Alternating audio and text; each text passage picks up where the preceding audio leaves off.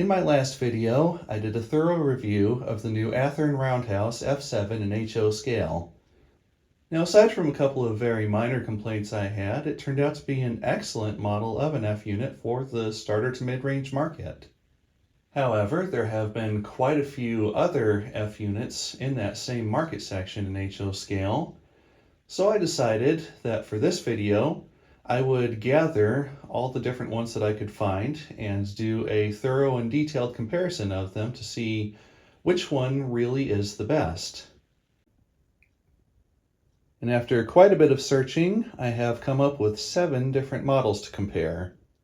Starting here, it's the Stuart Cotto F3, and then next is the Bachmann Plus F7, then the Lifelike Proto 1000 F3, the MRC Platinum F7, the Model Power Metal Train F7, the MTH Starter F3, and then, of course, the new Athearn Roundhouse F7.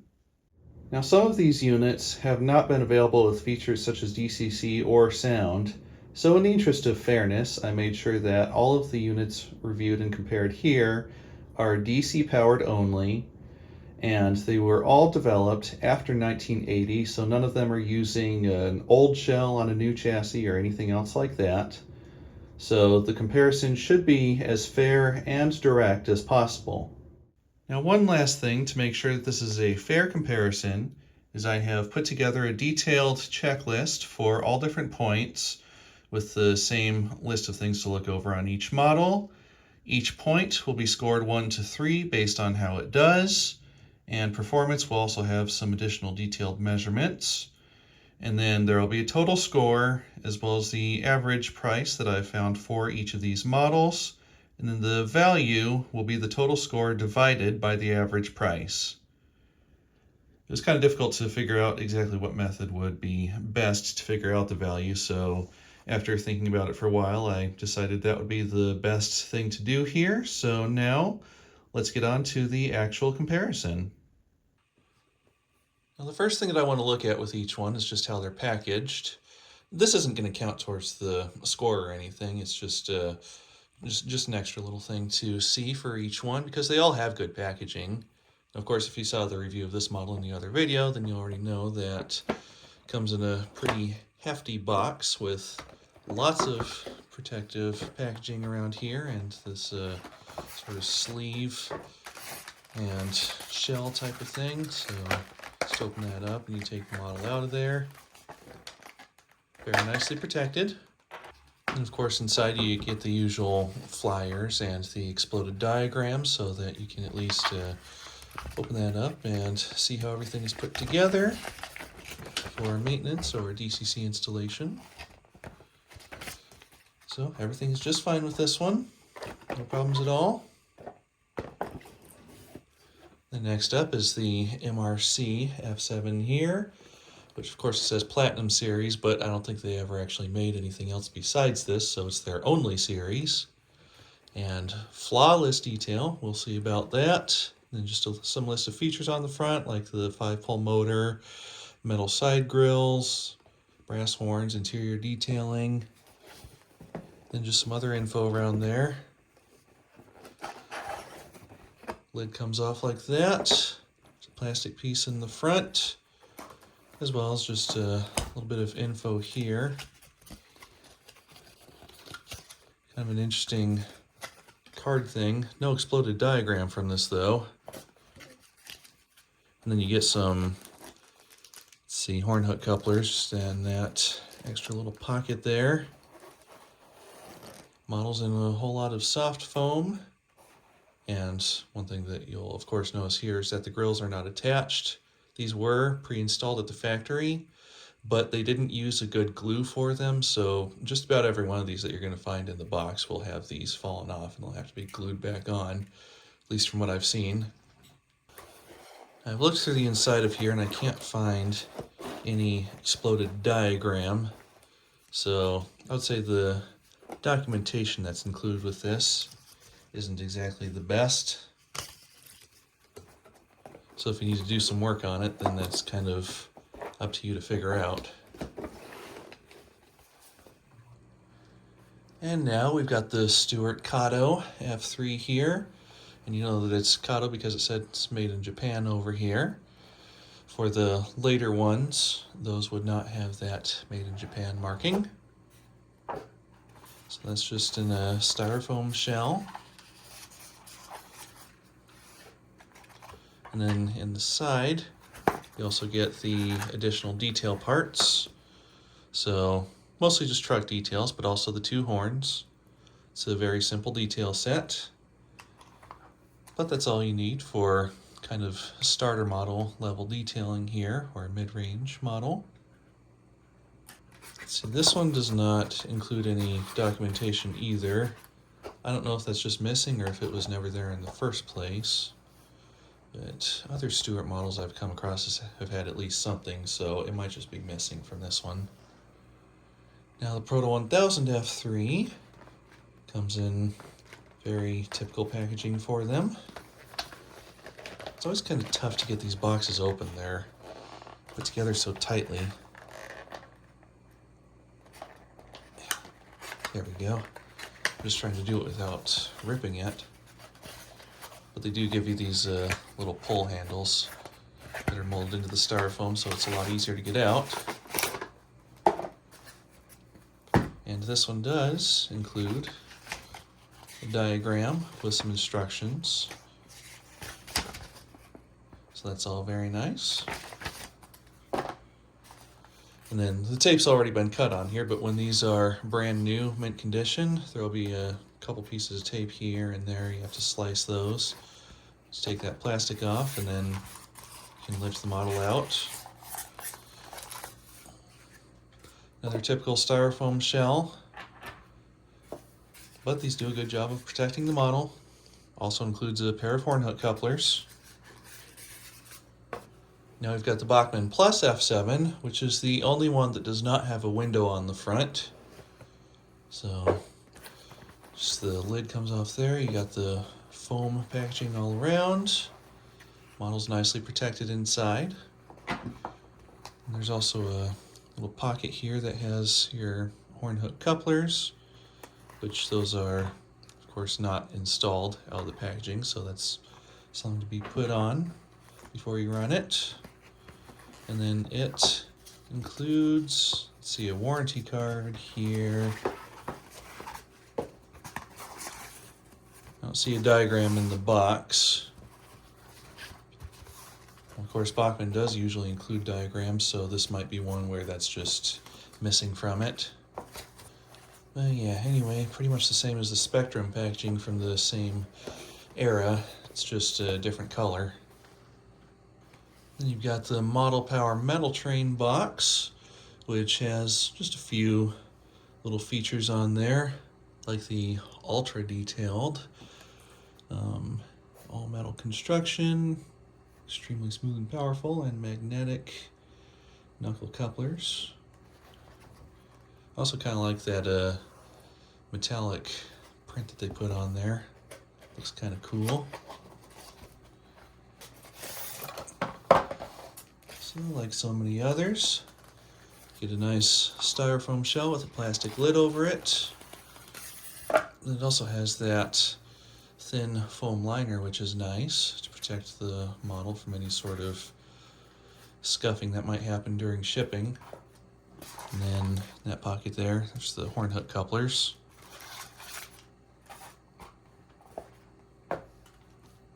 And then with this one, you do get an exploded diagram. Just gotta open that up. There. So, very typical for Model Power, the way that they print things. Now, as for the MTH F3, those were offered on their own, but it's a lot easier to find them as part of a train set, I've found, so that's why I ended up getting it this way instead. So you just get a nice big protective box there with all the documentation and such. And the packaging itself is pretty similar to what you'd get for any other F unit, just about. So nice sturdy styrofoam packaging there. It's just slipped inside with a plastic cover over the top. Keeps it nicely protected. Now with the packaging out of the way, I'm just getting a couple things ready on these so that they're all good to go for comparison. So on the Bachmann one, that's just attaching the couplers like I'm doing now. For the Stewart F unit, I just have to get a few details installed. These have a nice press fit to them. They go in easily enough, but stay firmly in place. After the grills on the MRC one here, I'm just spreading a very small amount of super glue using the end of a trimmed off Q-tip. You can use a toothpick or something else. That'll work just fine. Yeah, just spreading a real thin layer in there. And that lets me kind of set the grill on top very gently. Get that in place. There, good as new. All right, with that out of the way, I think I can get on to the actual comparison. And to start out, I'll be looking at the detail of the models. And as a point of reference, I'll be using the Athearn Genesis F3 that I have here, since it's considered to be one of the most accurate HO scale F units on the market. Now, the first thing that I want to look at is the overall shell quality, starting with the Stewart Kato F3 here. And also for the scoring, after kind of thinking things over more, I've decided to make it a score of 0 to 5 instead of 0 to 3, just to give a little more room for slight variances here and there. So anyway, for the overall quality of the shell here, you can see that it is an extremely sharp molding. The details around it, they're pretty much flawless.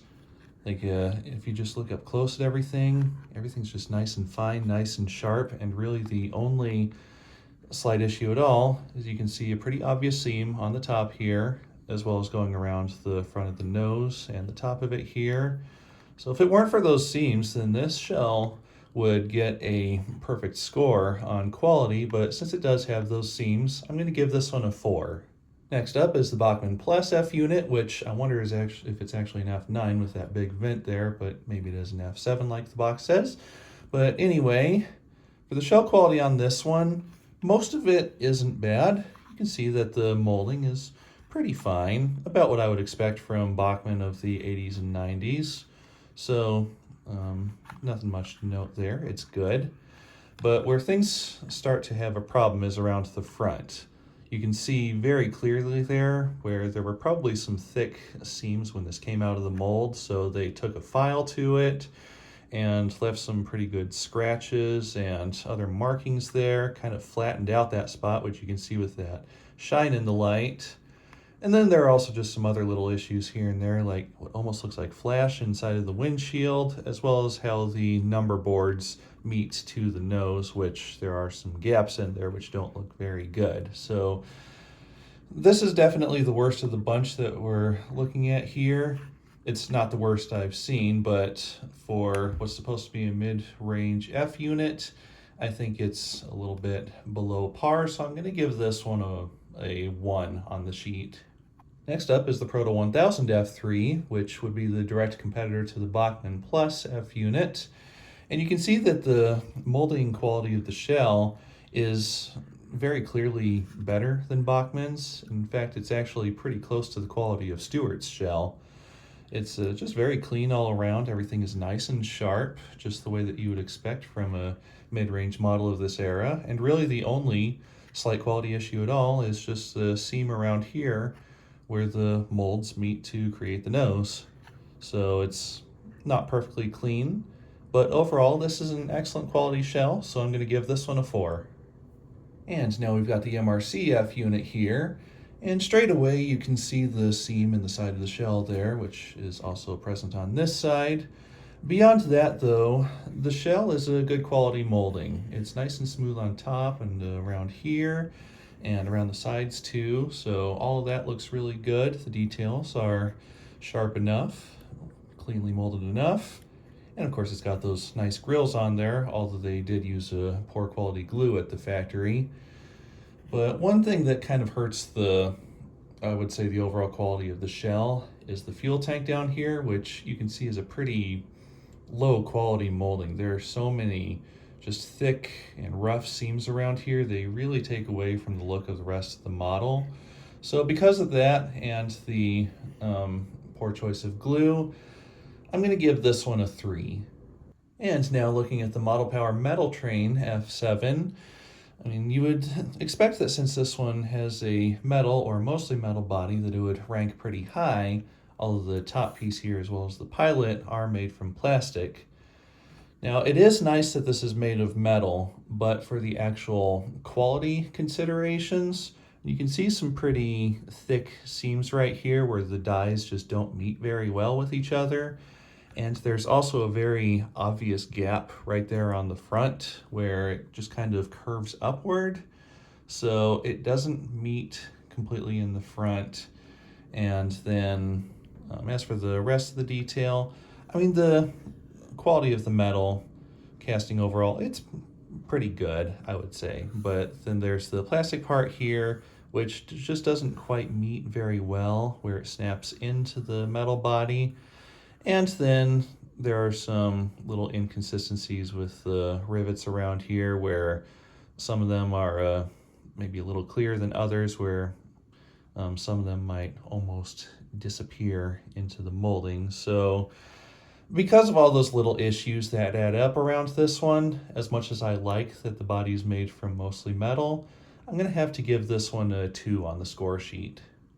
Now, looking at the MTH Starter F3 here, and this is overall a good quality shell for what MTH intended was for it to be the head unit of a starter train set, mostly for kids or those getting into the hobby. So most of the shell, it is definitely good quality. The molded details are nice and sharp. So this is really not a bad shell at all. But it does have some little issues here and there, most obvious being the seams around the cab, top there, and then around the sides here for the nose. All the usual places, of course, they're just quite a bit thicker and more visible in this case. And then some of those seams even extends down the pilot. And I also noticed that a couple of these ladders around here, they have some warping, which looking at the way that the truck would be making contact with it, that wouldn't have come from the truck in packaging. This is an actual slight quality issue with the shell itself. So this one, I'm going to have to give a 3 for shell quality. And then last here is the Athearn Roundhouse F7, and if you saw my review, then you already know how impressed I was with the quality of this shell. And after looking for a long time, I finally did notice just a couple very, very faint spots where there's some slight seams where the nose meets the rest of the shell. And considering how long it took me to finally see those, and that there's really no other visible seam anywhere on this shell, and then just the sharp details and everything else about it too, this is really just about a perfect molding, so I'm going to have to give this one a 5 on the shell quality. Next thing I want to look at is the overall accuracy, so I brought in the Athearn Genesis F3 here for direct comparison, and overall the Stuart shell is a really excellent molding that is very close to just the best accuracy you can get in pretty much every area. Probably the only area that can be faulted at all is the shape of the nose, which, although extremely close, isn't quite perfect. So that's really the only fault I can give it at all. But other than that, the accuracy of this shell is good enough that I think most people looking for a quality F unit for a realistic railroad will be perfectly happy with what they're getting here. So I will give this one a 4. Now for the Bachmann Plus F unit here, even though this one may look decent enough when it's running on its own, when you put it next to something like the Genesis F3 there, or even one of the other units that has very good accuracy, the problems really start to show themselves very quickly. Like these super oversized number boards, and then just some of the shape of the nose is a bit off. There's also that really large spacing between the bottom of the windshield and the top of the nose. Some details are molded undersized, some are oversized, some are too flat, some just don't quite exist at all. I still can't really call this a terrible shell though, so For its overall accuracy, I mean, I can't call it a 1 because that's reserved for something that's truly bad. So I'm going to give this one a 2. Now the Proto 1000 F3, I mean, most of the shell is really very well done. It's everything is molded where it should be and at the correct size as far as I can find. So for the most part, it is a very accurate shell. Even the nose is pretty well shaped and scaled. And honestly, the only thing that I would consider to be a glaring issue at all is the shape of the windshield here, which they made just kind of too flat. Like you can see, this one kind of goes like that, has a little more point to the front, where this one, it's kind of more straight across, not like it's supposed to be. And then it also makes the sides just a little bit too long in this area. So even though the rest of the shell is overall very good, because of that windshield area, I'm going to have to give this one a 3 for accuracy. Now for the MRC F7, the overall accuracy, it's pretty good. I did find there are some F7s that do have this large vent on top. I was mistaken thinking they didn't have that, so that also counts, gives the Bachmann a little bit of a pass there. But anyway, the overall accuracy of the shell, it is good. They got the shape of the nose as well as the windshield done pretty well. But there are some issues here and there that add up, like the headlights, they are too close together. The cab doors on the sides, these are actually positioned too far back from what I'm seeing, so that also pulls the rest of the windows back. These should be maybe a couple millimeters further forward. And then it is just like I said, a few little things here and there where they're close but not quite where they should be. So this one, for the overall accuracy, I'm going to give it a 3. And now the Model Power F7. The accuracy for most of the body is overall good. They got the dimensions right. Things are right where they should be, like the doors, windows, ventilation, all that along the sides. That's all very well scaled, and it's really very accurate overall. The shape of the nose is pretty good. All of the positions of the number boards and headlights are just slightly off. They are close enough.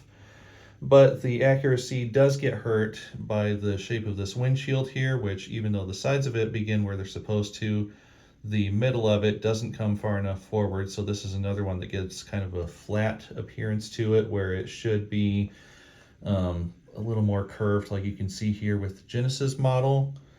So that's not really the best there. And then also going towards the back, they put a steam generator detail on, but at the same time, it almost looks like they gave up halfway through. So for this one, I think I'm going to have to give the overall accuracy a 2 because of some of those really obvious issues that it has towards the front and back. And next is the MTHF unit, and this is overall one of the best ones in the lot, I would say. The dimensions, the shape, and other details match up extremely well to the Genesis model. There are only a few things here and there which could have been a little bit better, but for a shell in this price range, I really can't fault much about it at all, besides that it's not perfect, so I think I'm going to have to give this one a 4. And then for the Athearn Roundhouse F7, of course, Athearn already had the Genesis one on hand, so there was really no reason for them to not be able to compare those back and forth during development, as well as any of the other blueprints and other documentation that's out there that they had access to. So they really did an excellent job of capturing all the details, dimensions, and everything else just the way that they're supposed to be. So this shell, I can't find anything at all to fault about it, so it gets a 5. So with some of the overall looks out of the way, now I want to start focusing on some of the individual parts of the detail. And I'll start with grab irons, which, of course, obviously on the Stuart model there are none, but they do include clear drilling points all around the shell, so along the side there, as well as on the front, on the pilot, and even here above the windshields. So even though there aren't any grab irons included, it is very easy to add them on. So I'll give this one a score of 3 in that area. And then next is the Bachmann Plus F unit. And this one, like the Stuart, doesn't have any grab irons, but unlike the Stuart, there are no drill points. So if you want to add them on, then it's just kind of your best guess on where to put them unless you do some measuring and mark your drill points. And that also means it's easier to maybe get a hole in the wrong location, so one grab iron ends up being a little longer than the other, and then it just looks kind of uneven. So this one I'll give a score of 2. Now for the Proto 1000 F3, all of the grab irons are molded on across the sides as well as in front, as you can see. But they are at least very fine moldings. They're not some of the really chunky ones that you might see on some of the other older F unit models and some other cheap ones. So even though they're molded on, since they do look good and they're finely molded, I'll give this one a score of 3.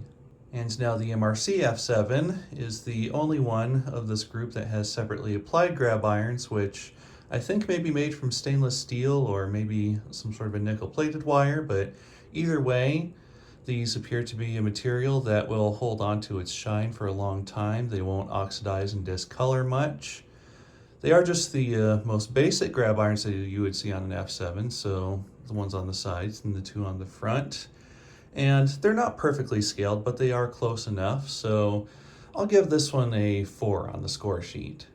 And now the Model Power F7 here has cast-on grab irons on the metal body, so you can see those all around there, and they've been painted to highlight them. And then there are the grab irons on the front here, which are just kind of painted over with the striping and everything, so they didn't really do the best job on these. They're certainly not the worst I've seen, but they could have been better, so this one I'll give a score of 2. And then the MTH F3 here, it also has molded on grab irons, and all of these are finer than the ones on the Model Power F7. These still aren't the best looking that I've seen as far as molded grab irons go. And they even kind of painted over them without giving any consideration to highlights or anything else. So they almost even disappear into it. Like at certain angles, you can't even tell that they're there. So this one, I think I'm also going to give it a score of 2 in that area. And then the Athearn Roundhouse F7 doesn't have any molded on grab irons or separate ones, but they do give you drill points along the side so that they can be added easily enough. They missed the drill points for the front, unfortunately, but they do at least give you those ones for the sides there, so this is another one that I think I'll give a score of 3. Now for the roof ventilation, starting with the Stewart, of course, you can see that none of this is see-through, but it is so finely molded and done 3-dimensionally that you could almost mistake that for separate fans inside of the ventilation, just with how well they did that. So because of how good this one looks, even though it's not see-through, I'm going to give it a score of 4. For the Bachmann Plus F7, you can see that this again isn't see-through, but they did provide some of that 3D effect with some simulated fan blades underneath. And the molding, it is decent in this area, so I'll give this one a score of 3. For the Proto 1000 F3, you can see that this one doesn't have any of the simulated 3-dimensional detail underneath, but the molding quality is very fine and the scaling is good, so this is another one that I'll give a 3.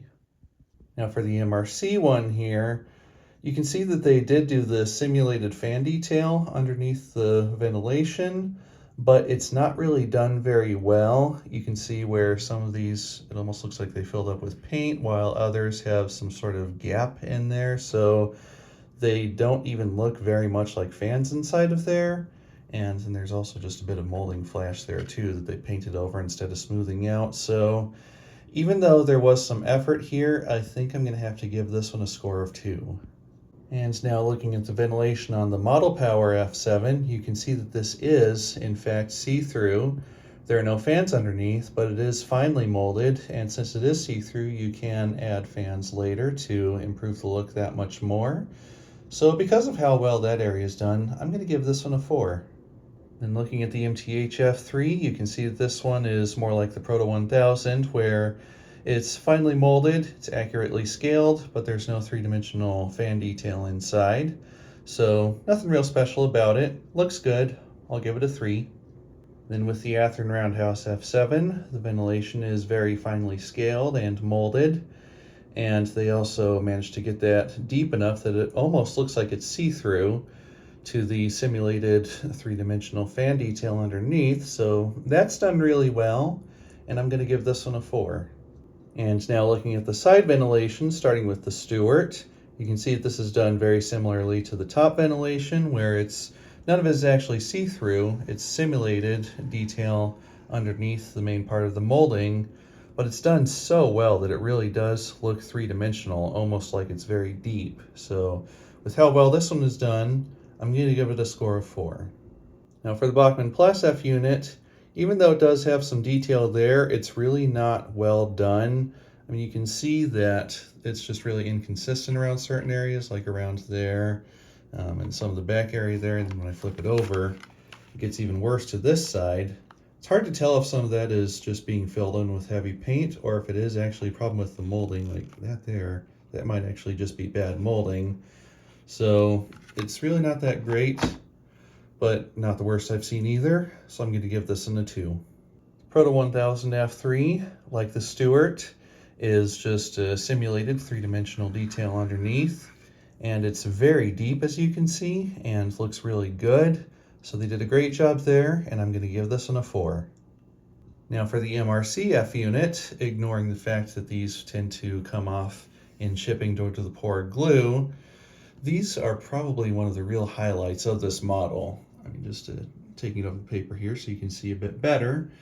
It really gives an excellent see-through, or not just an effect there, it really is see-through with the finely molded structure underneath and other details. And with that and the really, really fine etching of those grills, this one definitely gets a 5 on the score sheet. Now the Model Power F unit here has some of that kind of cast-in detailing sort of underneath like you get with the Stuart and the Proto 1000, but it's a bit more flat. It's not quite as well done. It does look good though, so I'm going to give this one a score of 3. Now the MTH F3 also has the non-see-through molded ventilation on the sides here with some sort of three-dimensional detail underneath, although it's not quite as deep as it could be. It at least looks decent, so I'm going to give this one a score of 3. Now for the Athearn Roundhouse F7, the ventilation along the sides is accurately and finely molded and scaled, and it looks very good overall, but there's no attempt at any sort of three-dimensional sort of simulated see-through detail underneath, so I'm going to give this one a score of 3. And now looking at some of the other details, which includes parts like the horns and then just like the number boards and then some other things around there. The Stuart model has finely molded horns, and the number boards, they are pretty finely scaled, maybe just a tiny bit deeper than they should be. The ladders around the sides, they look good. They're pretty accurately scaled, but also pretty flat, so not quite the best I've seen, but still good enough. And as for inside the cab, there is no room for an interior, and if you try to put a crew in there, it's probably going to have its legs chopped off. So this one, the other details, gets a score of 3. Now for the Bachmann F7, the horns are pretty poorly made. You can see there are very obvious seams on them. The front bell end of it is just kind of flat. There was no attempt made to give that any sort of detail. The number boards, they don't fully meet the front of the engine all the way around. There are gaps, they're poorly shaped, oversized. The ladders, most of them are done pretty well, but the ones in the back have an odd thick spot at the very back, which is strange. So this one just about scores a 1 in that area, but they did add a cab crew, which is nice, so I'll be nice and give it a 2. The Proto 1000 F3 has finely molded horns. Even though they're unpainted, they do look very good on there. The windshield has windshield wipers molded in, which is kind of a nice detail. And of course that won't be easily broken or anything like separate wipers would on a model that was often included with train sets. The number boards, comparing those to the Genesis F3, are very finely scaled and extremely accurate, I would say. And the ladders around the sides are also very well done. So even though there's no room in the cab for an interior, I'm going to give this one a score of 4. Now for the MRC F7, the horns are brass parts, which look nice, but actually aren't very well installed. And the one on the left there is actually a bit loose. It's not really shaking around much right now. I must have gotten it in a good spot. But anyway, that could have been done a little better.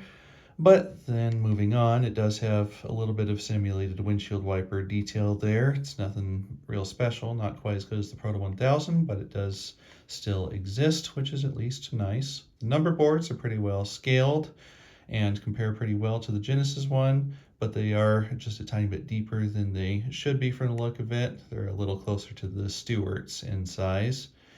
The lower headlight there is just a tiny bit higher than it should be from what I've found.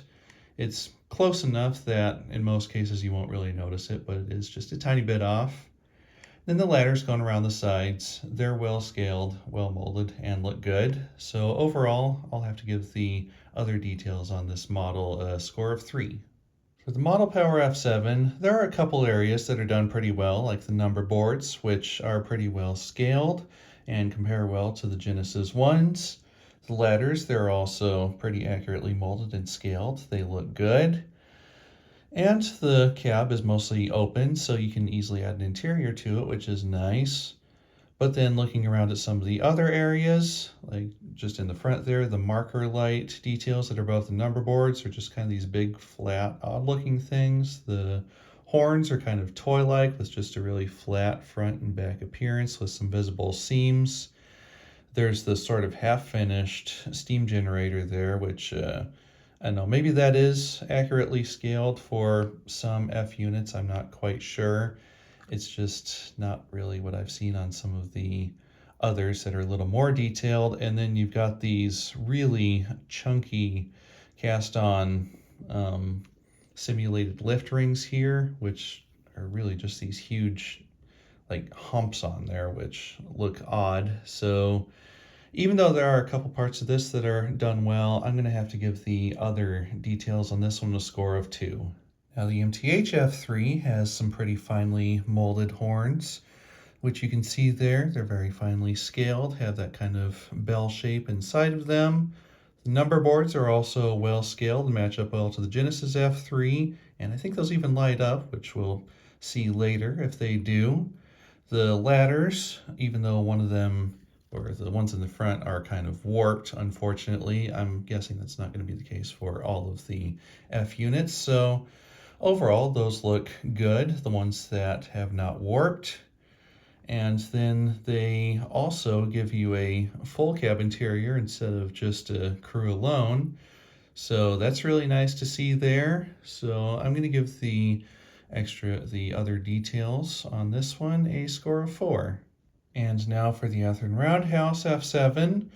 Like I mentioned in the review video, the horns on this one are the old, kind of oversized parts that they've been using since the 1960s, so there's just a little bit of flash detail around them. I mean, they do look pretty nice overall. They give you that bit of a bell shape, which is good. But then moving on to other areas, you've got the number boards, which are finely scaled and look good. And the ladders are also very finely scaled. They look really good. And then there are no lift rings or anything on top, but they do give you the drill points for them, so those can be easily added and will improve the look of the model that much more. So if they had given it new, finer scaled horns, I would have given this one a 5 for this area of the detailing, but I'm going to give it a score of 4 instead.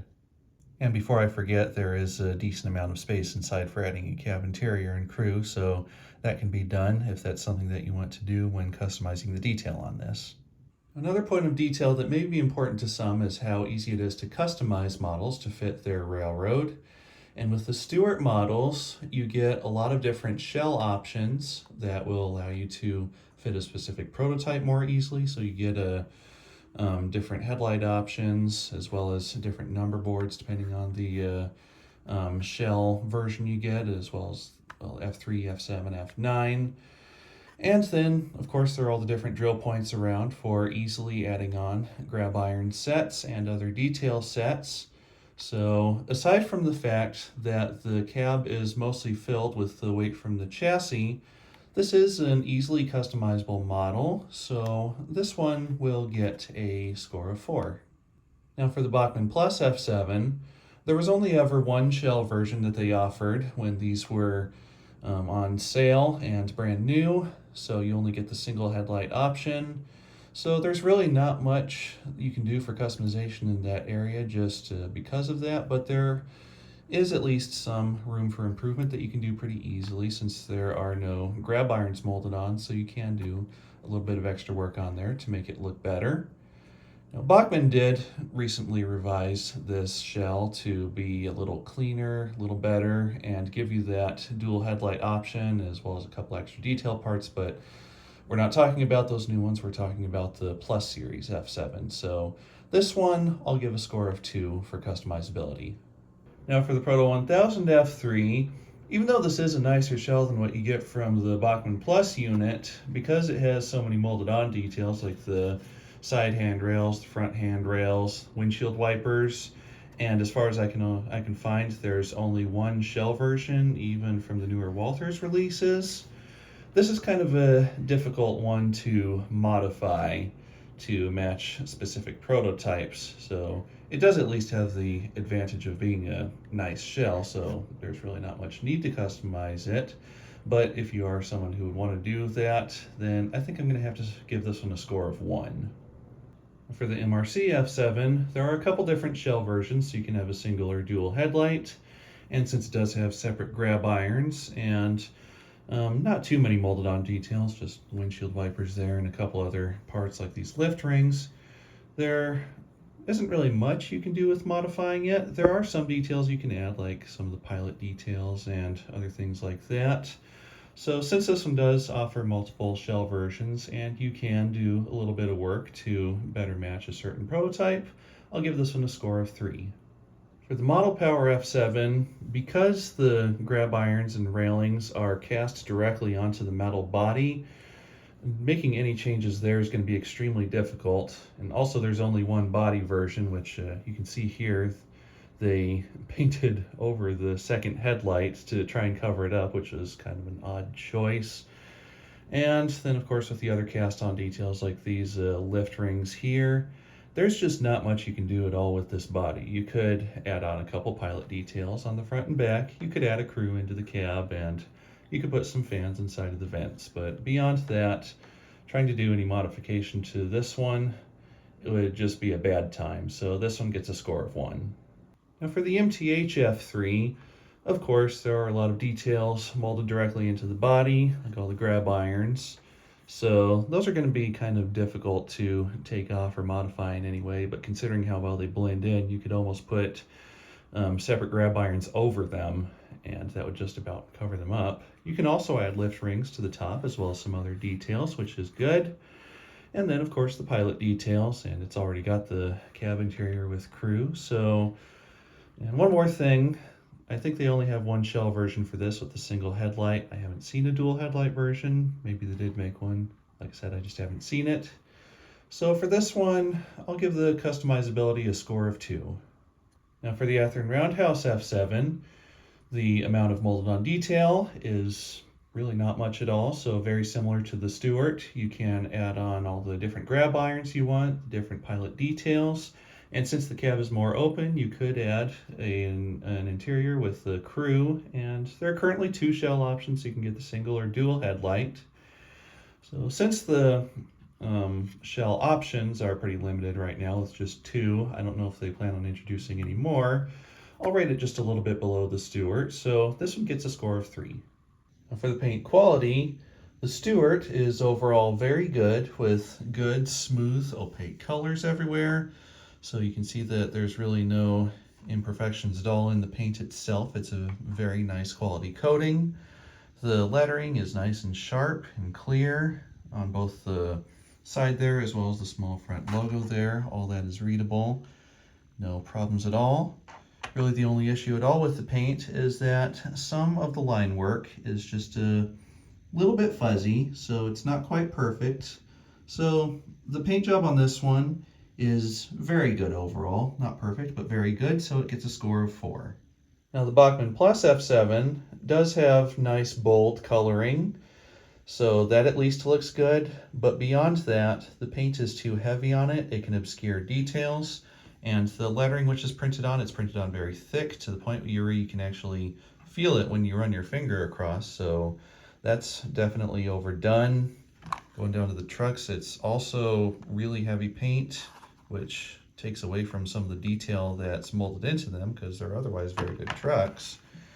So yeah, and one more thing, as you look around it, you'll find a lot of fuzzy lines where the colors separate, lines that aren't straight, and shining it in the light in certain areas, you can even see bits of dust and debris that's underneath the paint. So the quality of it really isn't that good. It's not the worst that I've ever seen though, so I'm going to give this a score of 2. For the Proto 1000 F3, the paint quality is very good overall. It's nice and smooth, opaque. The color separation is very clear and sharply defined, and the lettering is clearly printed. Really the only issues at all are just slight ones. Some of the, like the line around here isn't perfectly straight. There's just a slight waviness to it as it goes around here, and then some other spots like the big Union Pacific logo here doesn't quite make it into some of the smaller areas. Like it had a little bit of trouble around the door handle and then around the door seams. So this one, the quality, very good but not perfect, so it gets a score of 4. Now for the MRC F7, the main colors are very nicely done. The red and the silver, they're smooth, opaque, and very clearly and cleanly painted. Lettering, it's sharply printed, looks very good, clearly readable, no problems there. So really the only problem with the paint comes with the yellow color, especially the stripe that goes around the top and sides here, which is very thick to the point that you can easily feel it with your thumb or with your finger, and it can obscure some of the details that it runs around. And the yellow stripe on the front has a little bit of problem with separation where it can get a little fuzzy in some areas. Like you can see there where it approaches the windshield, it's not perfectly straight. It just gets some fuzziness to it. So it's a good paint job overall, but I'll give it a score of 3. Now for the Model Power one, again, the main colors are very clearly and cleanly painted. They have a nice, bold, opaque color. And the lettering is clearly printed, looks very good, clearly readable. There was just that issue of painting the beaver over that headlight, which that's not really a paint quality issue, that's a model design issue. And really the only quality issue I can find with the paint is the yellow striping going around, which is a bit transparent. It is at least thin, but it's not very clearly defined. It has some transparency and some changes in thickness as you go around. So this is another one where I'll give the paint quality a score of 3. For the MTH F3, the paint and lettering quality is easily on the same level as the Stuart and Proto 1000 models, and this would get a score of 4 if it wasn't for the yellow stripe going around, which is actually pretty poorly done. You can see some very obvious changes of thickness and shape as you go around, and it kind of ruins the look of the rest of the quality paint job, so that brings the score down to a 3. Now for the Athearn Roundhouse F7, if you saw my review before, then you might remember that I said that the paint was basically flawless. The coloring is all very smoothly applied. Every line around here is very clearly printed, sharply defined. The lettering is as clear as can be. And really the only tiny issue at all is just the slight gaps in that front door where the logo didn't quite print in there, but beyond that, there's really not a problem with the paint on this model at all. It is excellently done, very high quality, so this one gets a 5. Now for paint accuracy, the color and the striping and all of that is overall right where it should be. I can't find any problems at all with that. The only issue at all with this model is that the lettering is silver instead of light gray. So that is the only mistake that they made as far as I can find. So since it's an excellent paint job, but not quite perfect, this gets another 4. Now the Bachmann model here, even though the paint quality isn't that good, the accuracy actually is pretty good. So some of the only issues I can find are pretty minor ones, like this one, probably the most obvious thing is that this line here is just a little lower than it should be. The shade of gray is a little bit darker from what I can find, and lettering is maybe just a few scale inches back or forward from where it should be, because any letters, they shouldn't be running over any of those straps or rivets. They should be on either side of it. So this comes close to being a very accurate paint job, but since there are just a few little things here and there that add up, I'll give it a score of 3. Now the Proto 1000 F3, the coloring is all just right, I would say. It looks very good. The lettering is all excellent. Really no improvement that could be made there. But it does have a couple pretty obvious issues, with the first being the green on the nose, which comes down maybe a scale foot too far from where it should be. It should go up higher, around here maybe, and come pretty close to just kind of starting on the headlight here, which you'll see later on the Athearn one, which does get that right. And then the stripe here, which kind of comes to too sharp of a point right here, where it should be a little straighter, a little more gradual. So because of those kind of obvious issues there, but taking into consideration the accuracy of the color and lettering, I'll also give this one a score of 3. Now for the MRC F7, I looked through quite a few photos of war bonded F units before I really determined the score for this one. So the front stripe here, how far or how close it is to the windshield kind of depends on who was painting it that day. There's quite a bit of variation there that I was seeing. Now for this part of the war bonnet, the stripes here, for F7s, this one actually comes a little too far back, which makes it sweep slightly too far forward up here.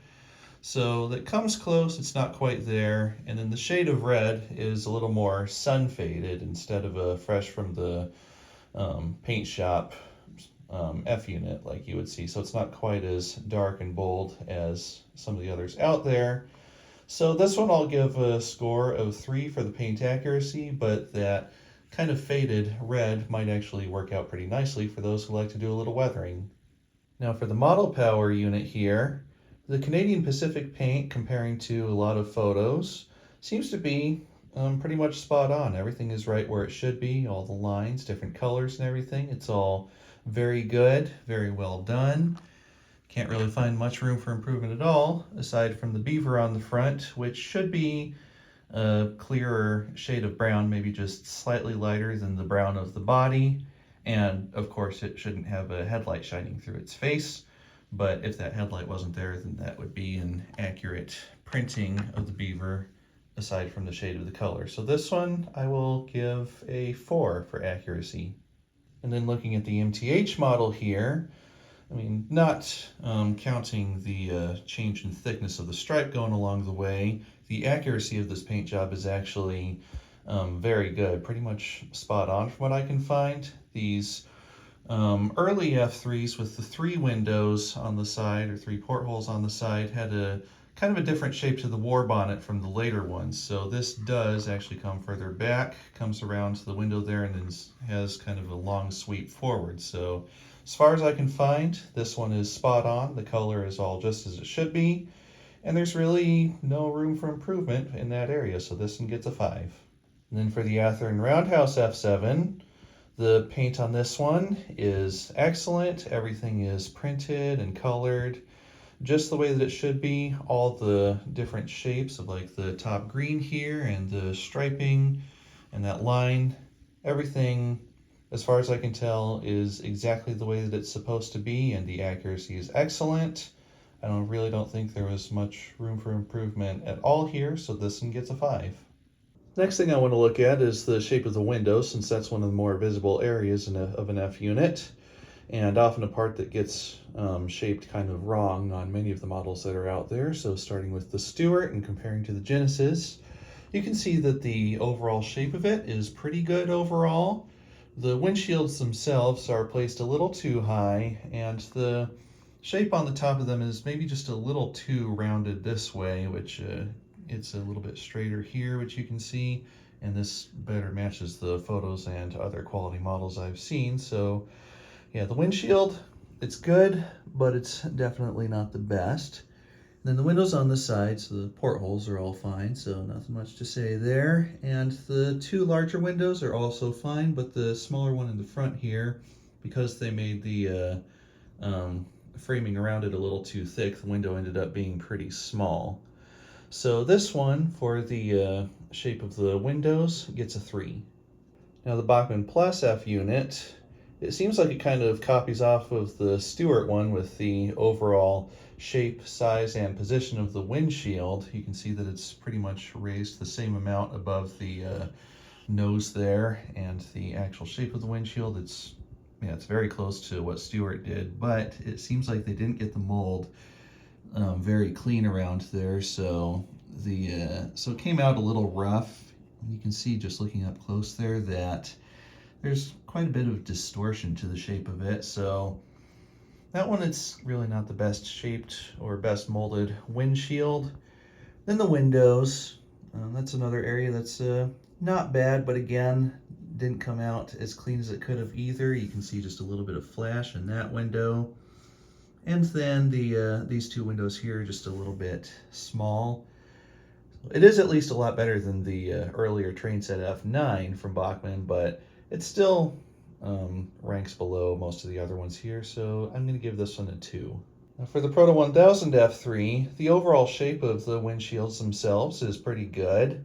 The size is just about right, and the windows on the sides are also well scaled. Quite a bit of that, I think, is thanks to the fact that they molded the framing directly into the window glass instead of into the shell, so they were able to make that thinner and get the window size correct more easily. So really the only problem with this one is that the sides of the windshield start too far forward, so that makes the overall shape of it a little too flat compared to the Genesis one, as you can see. So that's the weak point of this one, but since the windows themselves are still shaped and scaled pretty well, I'll give this one a 3. Now for the MRC F7, you can see pretty quickly comparing to the Genesis one that the shape of the windshields isn't quite as good as it could be. It's not bad, but not exactly the best either. The shape of the front area of the windshield is done pretty well though. They got I'd say pretty much the right curvature there, and the windows on the sides are pretty well scaled too. It does have the bit of molded in framing that makes this window just a tiny bit smaller than it should be, but that's still pretty close, I would say. So since the windows and window area are mostly good, but the windshields themselves are just kind of off in how they're shaped, this one will get a 3. For the Model Power F7, the windows on the sides are scaled and shaped pretty well. They look good. But the windshield and the windshield area really doesn't look that good on this one when you compare it to a good scale model like that Genesis unit. So just looking around it like this, you can see very easily just how flat it looks compared to the Genesis model. And that also makes the nose look longer than it should be, even though it's actually just that the windshield is kind of squatted back. So this one, because of its windshield shape and scaling issues, will get a 2. For the MTH F3, after looking at things pretty closely and comparing to the Genesis one there, they got the shape, size, and scaling of the windshields as well as the side windows done very well. The only area I think they could have improved is with that kind of framing inside of the windshields, where you can see it's pretty thick and it kind of goes straight back. If they had just given it kind of a downward angle going in there, I think that would have perfected it. So for this one, this area will get a score of 4. And it's looking at the Athearn Roundhouse F7, the overall shape, size, and scaling of the windshields, as well as the windows on the sides, is spot on compared to the Genesis F3 here. So for this one, I'll give it a score of 5. Now checking out the installed glass in all the windows, the Stewart one does a very good job in this area here. You really don't see any clear plastic framing around them that takes away from the appearance. They fit very well into the windshields as well as the window slots all around. The only area that doesn't have glass is just the rear door window. So the only slight issue here at all is that most of the glass comes close but isn't quite flush fitting, so it has a bit of a recessed appearance. So the score for the glass on this one will be 4. For the Bachmann Plus F7, all of the glass is fit inside of the shell instead of trying to make it at all flush. And as you look closer, you'll even notice that in some areas, the glass doesn't even meet the shape of the shell. There are various gaps around the inside of there. So the glass piece itself is at least well molded and nice and clear, but since it doesn't have a good fit, it will get a score of 2. Now the Proto 1000 F3, like the Stuart, has very nicely molded glass with no visible framing around it, so the appearance is overall very good to excellent. There are just a few areas where it doesn't quite fit flush, so this one gets a score of 4.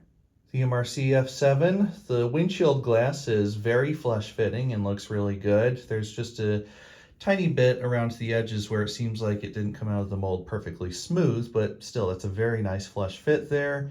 There's really no visible framing either, but when you get around to the sides, the windows don't have any sort of flush fit at all. They just fit inside of the shell. Then the portholes, when you look at them under lighting, you can see in the reflection that they have a little bit of a lensed shape to them. So this one, for the overall score on the glass, gets a 3. For the Model Power F7, I really wanted to give this one a better rating, but aside from the flush fit of the glass that it has all around, there's just so much window framing visible inside of it, and the portholes there, and really everywhere else, that it really takes away any possibility of ever having a scale appearance. So even though it does have a nice fit, it will end up with a score of 2. For the MTH F3, the front window glass and windshield glass is made very much like the Bachmann glass, so it fits completely inside of the shell, and in certain areas like the corner there, it doesn't even meet the shape of the shell. So it is at least a clean piece of glass. It's nice and clear. And then you can also see with the porthole glass that even though it does have a pretty flush fit, it also has kind of a toy-like, almost fisheye lens appearance to it. So this one will unfortunately get a score of 2 for the glass. The Athearn Roundhouse F7 overall does a really good job on the glass. It has a nice flush fit all the way around with the side porthole windows, the cab windows, and the windshield. And they even put glass into the back door back here, so that's all very nice. It looks really good. The only problem with it is the center of the windshield, where there's a pretty large inner framing that's visible, so this one will get a score of 4. Now looking at the side frame detail, you can see that the Stuart ones are overall excellent. They have fine lettering molded right into them, and they look great overall with their separate details. There are just a couple of minor issues with them though. One being that the air tanks do have a seam going around the sides of them. You can't see it too well with this lighting. If I just move it around a little bit here, it's quite a bit more clear.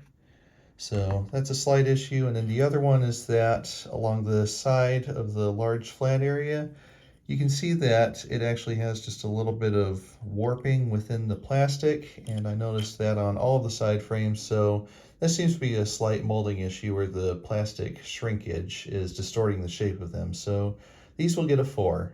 Bachmann side frames are pretty nice parts that have been used on a lot of their models and still are used on a lot of their models. They're nice, sharp, clean moldings. They have the separate air brake tanks there. And this part here, it's molded on instead of being separate like on other models, so normally you don't really notice that. It's just kind of when you flip it over like this that it becomes apparent. Now the problem with this one is that they decided to put on a really heavy coating of paint, which kind of messes up some of the details. If they wanted to keep it cheap, which I think they were doing with a lot of the model, I think this is one part they could have just gone ahead and molded in its black color and it would have looked better. But since that paint kind of messes up how these look, I'm going to give this one a score of 3. For the Proto 1000 model, the side frames are a nice clean molding that looks good overall. The detail's not bad, not quite as good as some of the others, but not bad.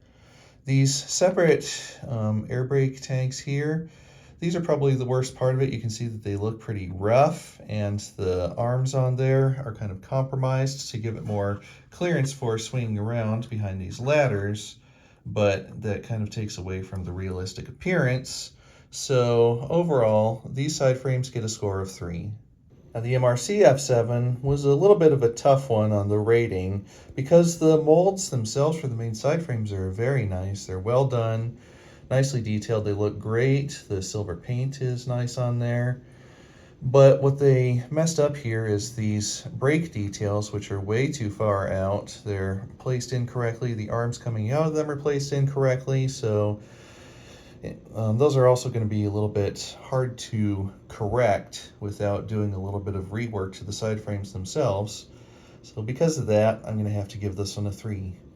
For the Model Power side frames here, even though they kind of look good from a distance, once you start to compare them to other correctly scaled trucks, the only thing they really got right is the wheelbase. Pretty much everything else on here is incorrectly scaled, measured. Some things are too large, some things are too small, too close together.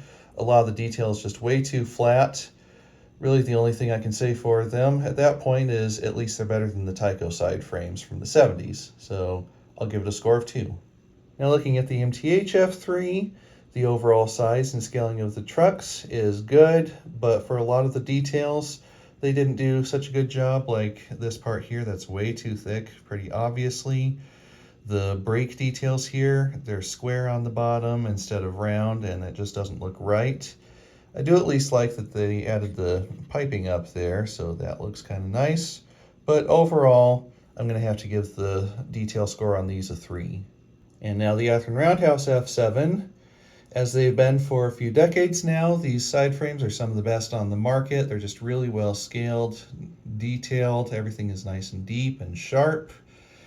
Really the only problem at all is the brake details here, the air tanks, which are installed at an angle out of the box, and they do have a seam that goes across the side. It's not as bad as it used to be, but it is still there. So the score for these will be a 4.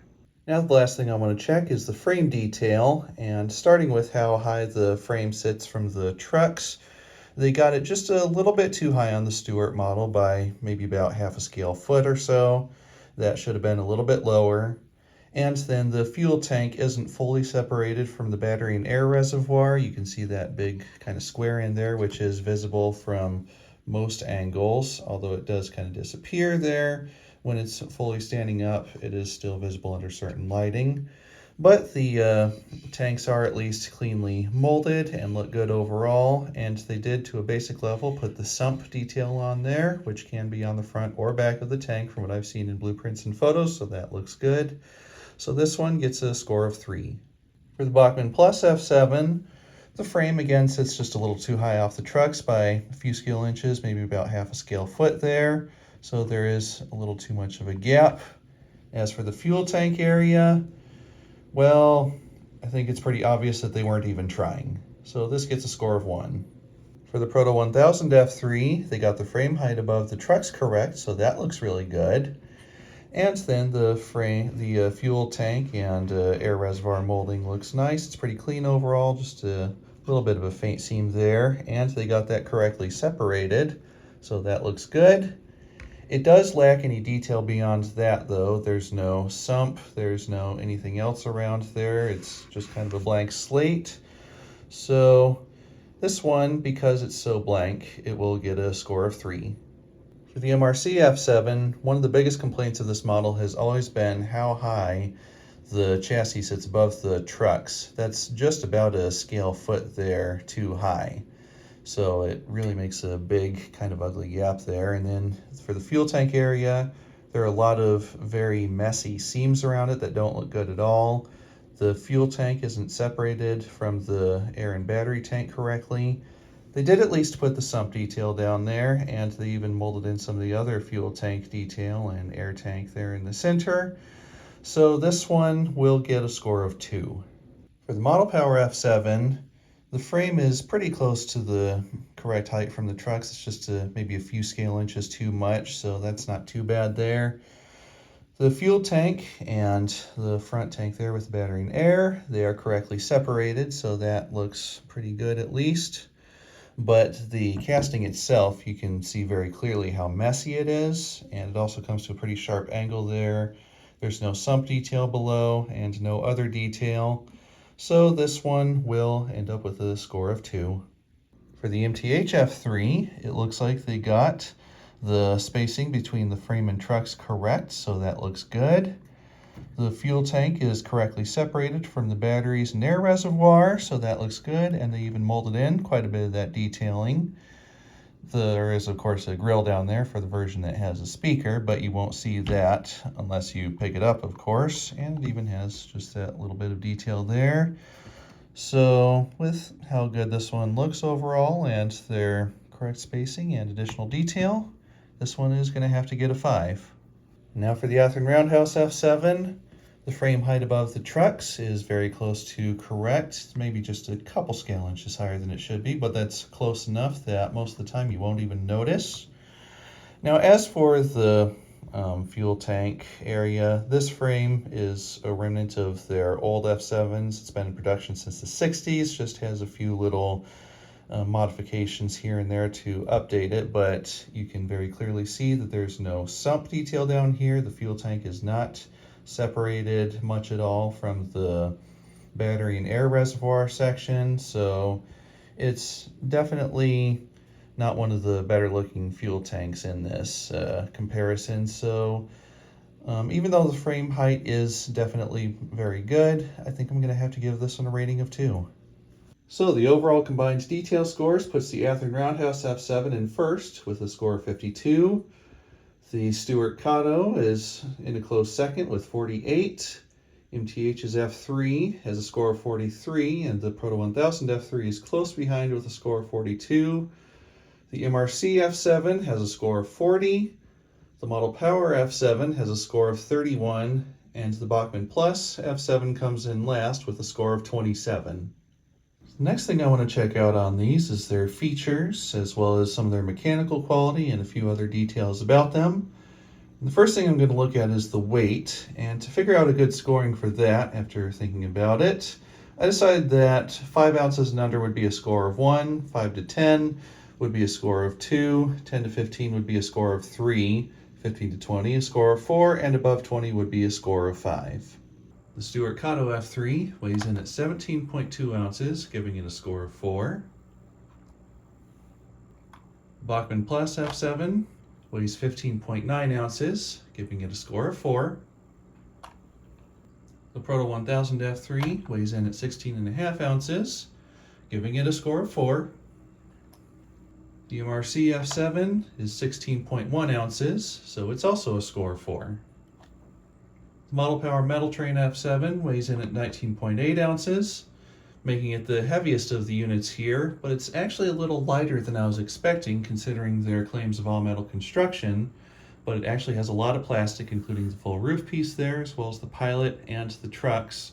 So if those were actually metal, it may have been closer to about 25 ounces based on what I found with carry bodies on Athearn frames. So it's not quite as heavy as I thought, but still plenty of weight to pull a long train. The MTH F3 weighs in at 16.1 ounces, again for a score of 4. And the Athearn Roundhouse F7 weighs in at 15.3 ounces for a score of 4. Now looking at the couplers, I believe that all F units made before Bowser bought Stuart came with horn hooks. The Kato made ones only ever came with horn hook couplers. Now as far as this type of coupler goes, these are pretty good quality. They're thick and heavy enough. They move easily, but they also have a good snap back. But since they are horn hooks, they're not really going to score high, so these will get a 2. Bachmann Plus F7 was also only ever available with horn hook couplers. The couplers themselves are average quality for horn hooks, nothing special at all. But the coupler boxes are also kind of poor quality. Like you can see the rear one wobbles pretty easily there, and they were also pretty difficult to put together because of a lot of flash in these little snap-on covers. So these will get a score of 1. The lifelike Proto 1000 F3 comes with knuckle couplers with a Katy style inner centering spring, so that's not going to wear out anytime soon. But the real problem with these is they have that plastic knuckle spring, which is known to wear out very quickly, which can allow uncouplings while it's running around. So these will get a score of 2. The MRC F7 was only available with horn hook couplers, and they have a pretty stiff spring in them, so they push back hard when you're trying to couple. That could potentially cause cars to want to come off the track a little bit going around a tight curve. And even though they have a strong spring, they're not very consistently made. so the back one ends up fitting too tight into its helper pocket and can't spring itself back at all. It's just kind of stiff in there. So these get a score of 1. The Model Power F7 comes with Easy Mate Mark II couplers. So these have the metal knuckle spring in them that won't wear out, so these are going to be pretty reliable. They are oversized though, and of course not really the best quality as far as knuckle couplers though, so they'll get a score of 3. The MTH F3 comes with McHenry scale size knuckle couplers, so these are pretty good quality, probably some of the best you're going to find as far as plastic couplers go. I've never had any problems with them. They have the metal knuckle spring, so these will get a score of 4. And then the Athearn Roundhouse F7, same McHenry scale size knuckle couplers, metal knuckle spring, and it's going to be pretty reliable overall. They're good quality, so again, it gets a 4. Next thing I want to check is the gauging of the models. So starting with the Stewart F3, all of the wheels are correctly spaced. They are within tolerance of the gauge here. And the couplers are also at the correct height at both ends. So this one scores a 5. For the Bachmann Plus F7, all of the wheels are correctly gauged and within tolerance. The front coupler is at the correct height, but the rear coupler sits just a little bit low, so this gets a score of 4. For the Proto 1000 F3, the wheels were pretty close to being in gauge, but they were pressed on just a little too far, making them just a bit too narrow. That's easy enough to adjust, but out of the box, they are a little bit out of gauge. And both of the couplers are also just slightly low, so this gets a score of 3. For the MRC F7, some of the wheels are correctly gauged, others are just a tiny bit narrow, but both of the couplers are at the correct height, so for this one, I'll give it a score of 4. For the Model Power F7, none of the wheels were correctly gauged. They were all too narrow, and adjustment may require a polling device. The couplers were at the correct height though, so this one will get a score of 3. With the MTH F3, all of the wheels are correctly gauged, and the couplers are also at the correct height, so that gets a score of 5. The Athearn F7 also has all of the wheels correctly gauged, and the couplers are also at the correct height, so this one also gets a score of 5. Now looking at the lighting, the Stewart F3 has a non-directional regular light bulb, shows up well in a lit room, has minimal bleeding into the cab area. I don't see any shining down onto the track either. No lit number boards. Also looks good with the lights out. So for this one, I'll give it a 3. Bachmann Plus F7 also has a regular light bulb that is non-directional, and you have to get the power up a little further before it's really very visible, and there is some light bleeding into the cab too. It does at least look decent in a lit room as well as a dark room. And you can see there that the number boards get just a little bit of light. But since it is kind of dim and does have that bleeding into the cab, this one will get a score of 2. The Proto 1000 F3 has a constant directional light, which shows up pretty nicely in a regular lit room. Of course, there's no light going backwards. And there's no light bleed that I could see going into the cab, but it also doesn't light up the number boards. It's just the lens in the front there alone. Looks good with the light out. So for this one, I'll give it a score of 3. The MRC F7 has a regular non-directional light bulb in it, which really doesn't show up at all until you get up to high voltage. And on top of that, it has a lot of light bleed into the cab and pretty much any other area. And worst of all, it shines through the plastic. So this is definitely a pretty poor unit in that area, and it gets a score of 1. The Model Power F7 has directional lighting, and it also has lit number boards, which you can see there. When you get up to higher voltage, it becomes visible in a regular lit room, but at most other voltages, it's pretty dim. And when you turn the light out, you can see it shows up pretty nicely through the numbers that are printed on the number boards, and there's really no light bleed anywhere else, so that's pretty well done. So honestly, the only thing that keeps this from getting a pretty high score is the having the beaver printed over that headlight there instead of making a proper single light for this prototype, and then the fact that the bulb is pretty dim. So it gets a score of 3. The MTH F3, I think, has the best lighting of the bunch here, which you can see has LEDs that quickly light up to full brightness and look really nice. Number boards are lit separately from the headlight, which is directional, while the number boards stay lit, so that's a pretty nice feature there.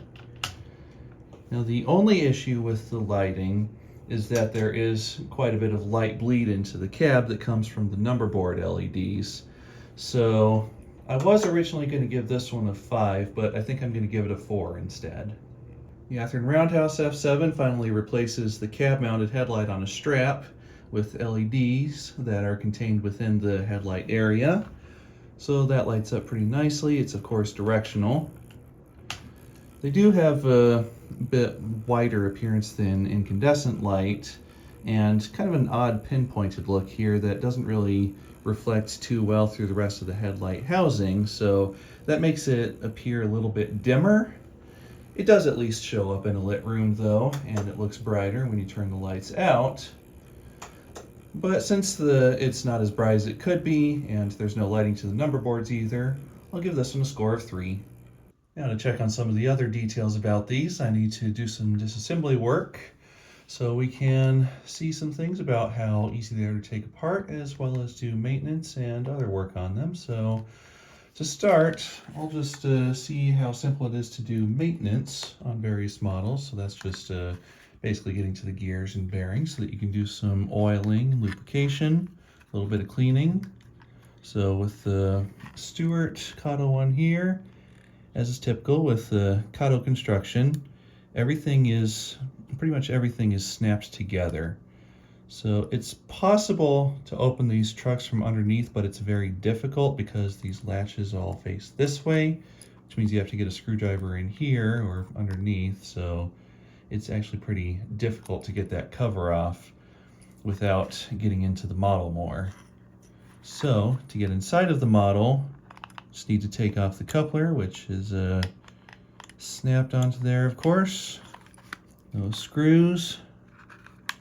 Just have to try and pop those sides up. There we go. All right, now with that off of there, spread out the sides of the body. Grip on the front and back of the fuel tank skirts and do that. And it lifts right off, giving you access to the inside.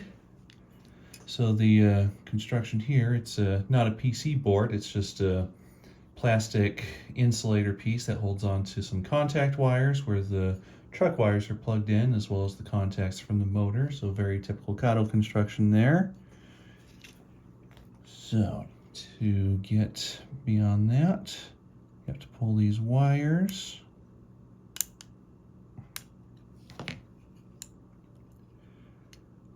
Pretty tight on there. I see, so I think you have to, there you go.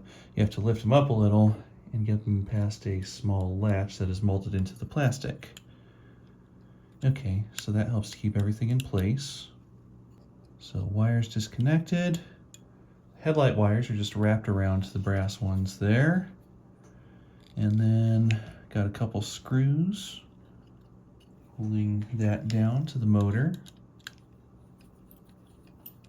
Let's see, get those motor contacts out of the way.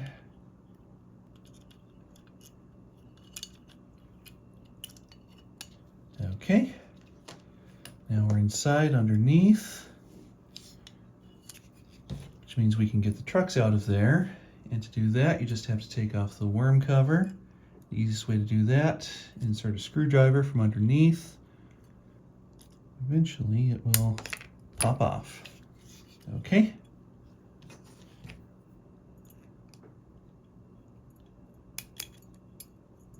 Worm assembly. It's kind of pressed into there, so it won't just drop out when you want to take this apart. Truck drops out. Yeah, that looks pretty dry, so it could definitely use some fresh oil and grease. But now that that's off, it'll also be a lot easier to get the bottom cover removed from it so you can see the latches a lot more clearly. Just push down on those with a screwdriver, release one at a time. Oops, that one broke off. That doesn't usually happen. It'll be fine though, that'll hold together. This plastic might have gotten a little bit brittle with age. That happens sometimes. Yeah, it's still got 3 out of 4 lashes. Okay, so now you can see the gears inside. So you have full access there, and if you need to get inside any further than that, lift off the side frames and contacts, and that allows you to take out the wheels. And from that point, you can also take the screws out from the trucks here, but the bearings are exposed, so you can actually oil them without having to take all that apart. So it's not exactly the easiest getting to this point in here, but for just adding your usual little bit of oil to the bearings, you can do that even without disassembly. But if you want to get to the gears, that can take just a little more work, and probably the easiest way to oil those would just be to put some oil or grease down into the top there over the worm and let that spread down underneath. But if you need to clean it, then that's about how far you need to go for disassembly. And as for the motor, you can access the bearings from there using a needle applicator or just a wire with a bit of oil on the tip. If you want to get the motor out of there though, you have to remove the fuel tank, which has 4 latches. That comes off pretty easily. Then there are just a couple screws holding that down. And then the motor lifts out. And then there's your standard Kato motor with flywheels. So that's about all you need to know for getting inside of this and doing maintenance. So for ease of disassembly overall, I would give that maybe 3. It's not the easiest because there are so many latches around, but it's definitely not the most difficult because everything is pretty well accessible inside of it. So yeah, I would give that one a 3. And for just ease of basic maintenance, since you have access to the tops of the worms there, as well as the ability to put oil into all those bearings, I'd give that one a 4. And now looking at the Bachmann Plus F7, getting inside for just some basic maintenance underneath the trucks is pretty simple. All you have to do is insert a flat blade screwdriver under one of these tabs here. Just gotta get that in the right spot, and then you can pry it out and lift that off. And now you have full access to the gears as well as the axles to take them out and clean them. So they really got a good amount of lubrication in there. If that's still good, I'll just shove it down into the gears and that should be enough for them, but the wheels still need a little bit of oil in their axles, of course. And those are also kind of clipped in there so the wheels won't really fall out too easily while you're doing this. Snap this back on just for now. Now to get inside the model, first you have to take off the front coupler, so it's just snapped onto there with that little piece, which is going to be pretty annoying to get back on. And then to get inside, there are just 2 screws holding the body on. One here and one here.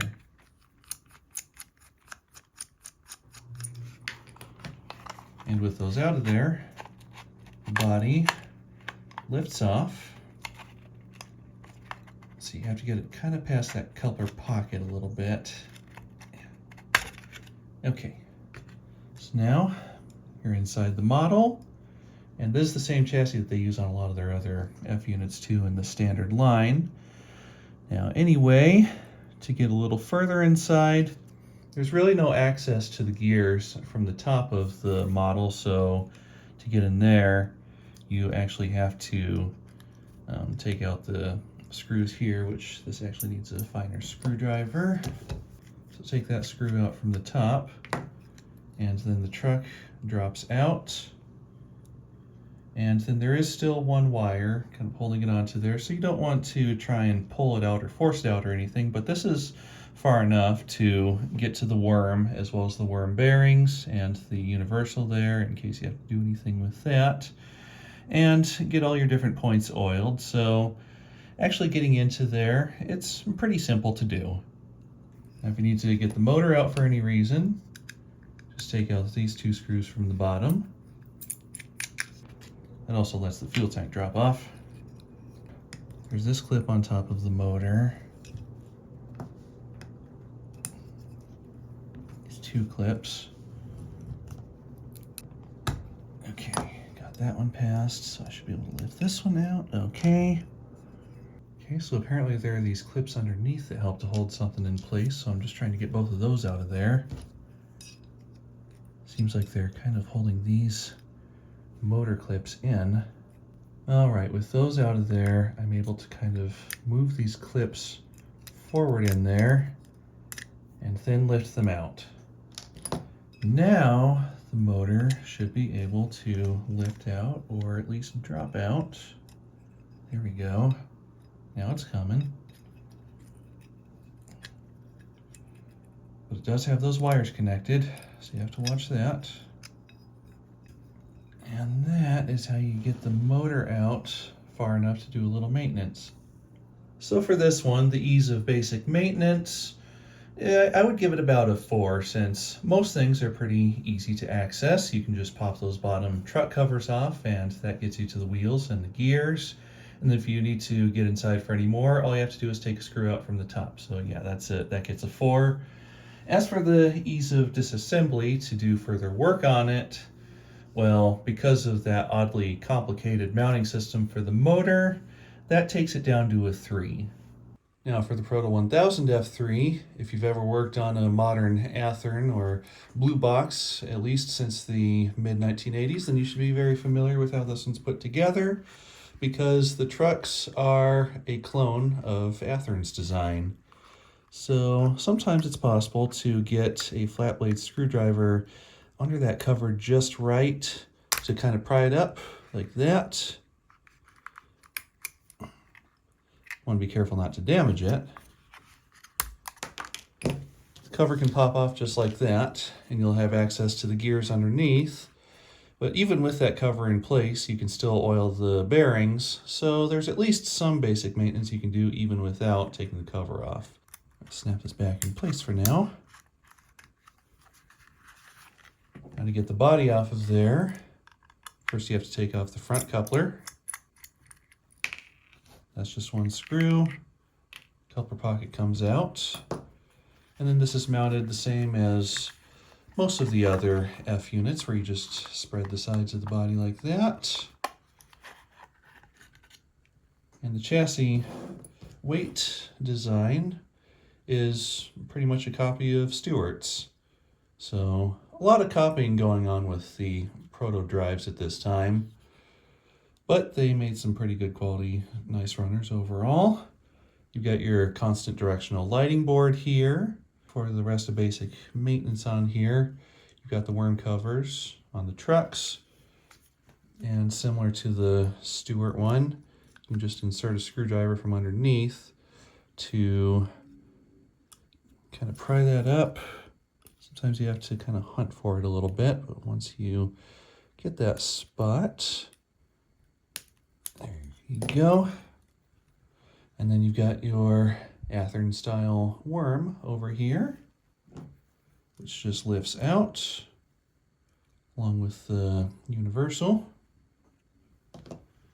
Then the truck, it has 2 wires connecting it to the board. So to release that and get the truck out completely, just take those 2 caps off of there and the whole thing pulls down and out. To get to the motor, take off the board first, which just has these 2 screws. And then there'll be 2 wires holding that down to the motor, so pull those caps off. That disconnects the motor, and you have full access to that underneath. And as for how to remove the motor, Let's see, I think it just pulls up. It's a little firm in there, so I'll try popping the fuel tank off just to be sure. Yeah, it's sort of a sideways Athearn style pad there, which grips around the large diameter portion of the motor and then just pops down into the chassis. So sometimes to get that started, you just kind of push on those pins there. There we go. And now it lifts out. And to get further inside the truck, you just pull that clip off of there. And with the bottom cover off, as well as the wheels, the two sides just separate. It's also a lot easier to get the bottom covers off of the trucks when they're removed from the model like this. So you can just get a screwdriver in there, kind of get it in there and push down. Once you've got one side released, it comes right off of there and the wheels drop right out. Top clip comes off. And you get access to the gears. So overall for this one, the ease of maintenance, it's not too bad. There's just a little frustration here and there if you're trying to get the bottom cover off from the truck without disassembling the model. So for the ease of maintenance, I'll give it a score of 4. As for the ease of full disassembly, this is probably the easiest model of all of them that I have here. Everything is very accessible. There's no problem getting to anything, so it gets a score of 5 in that area. And now we'll look at the MRC F7. So starting with just the most basic maintenance underneath the trucks. This is actually really easy access here. You just pop that off and there you go. You've got full access to the gears down here as well as the axles, wheels, and their bearings. There's quite a bit of rotation slop in there that you can see straight away, and I'll talk a little more about that later. But yeah, anyway, they go with an Athearn style axle setup here and metal wheels and bearings on there, so that all looks good.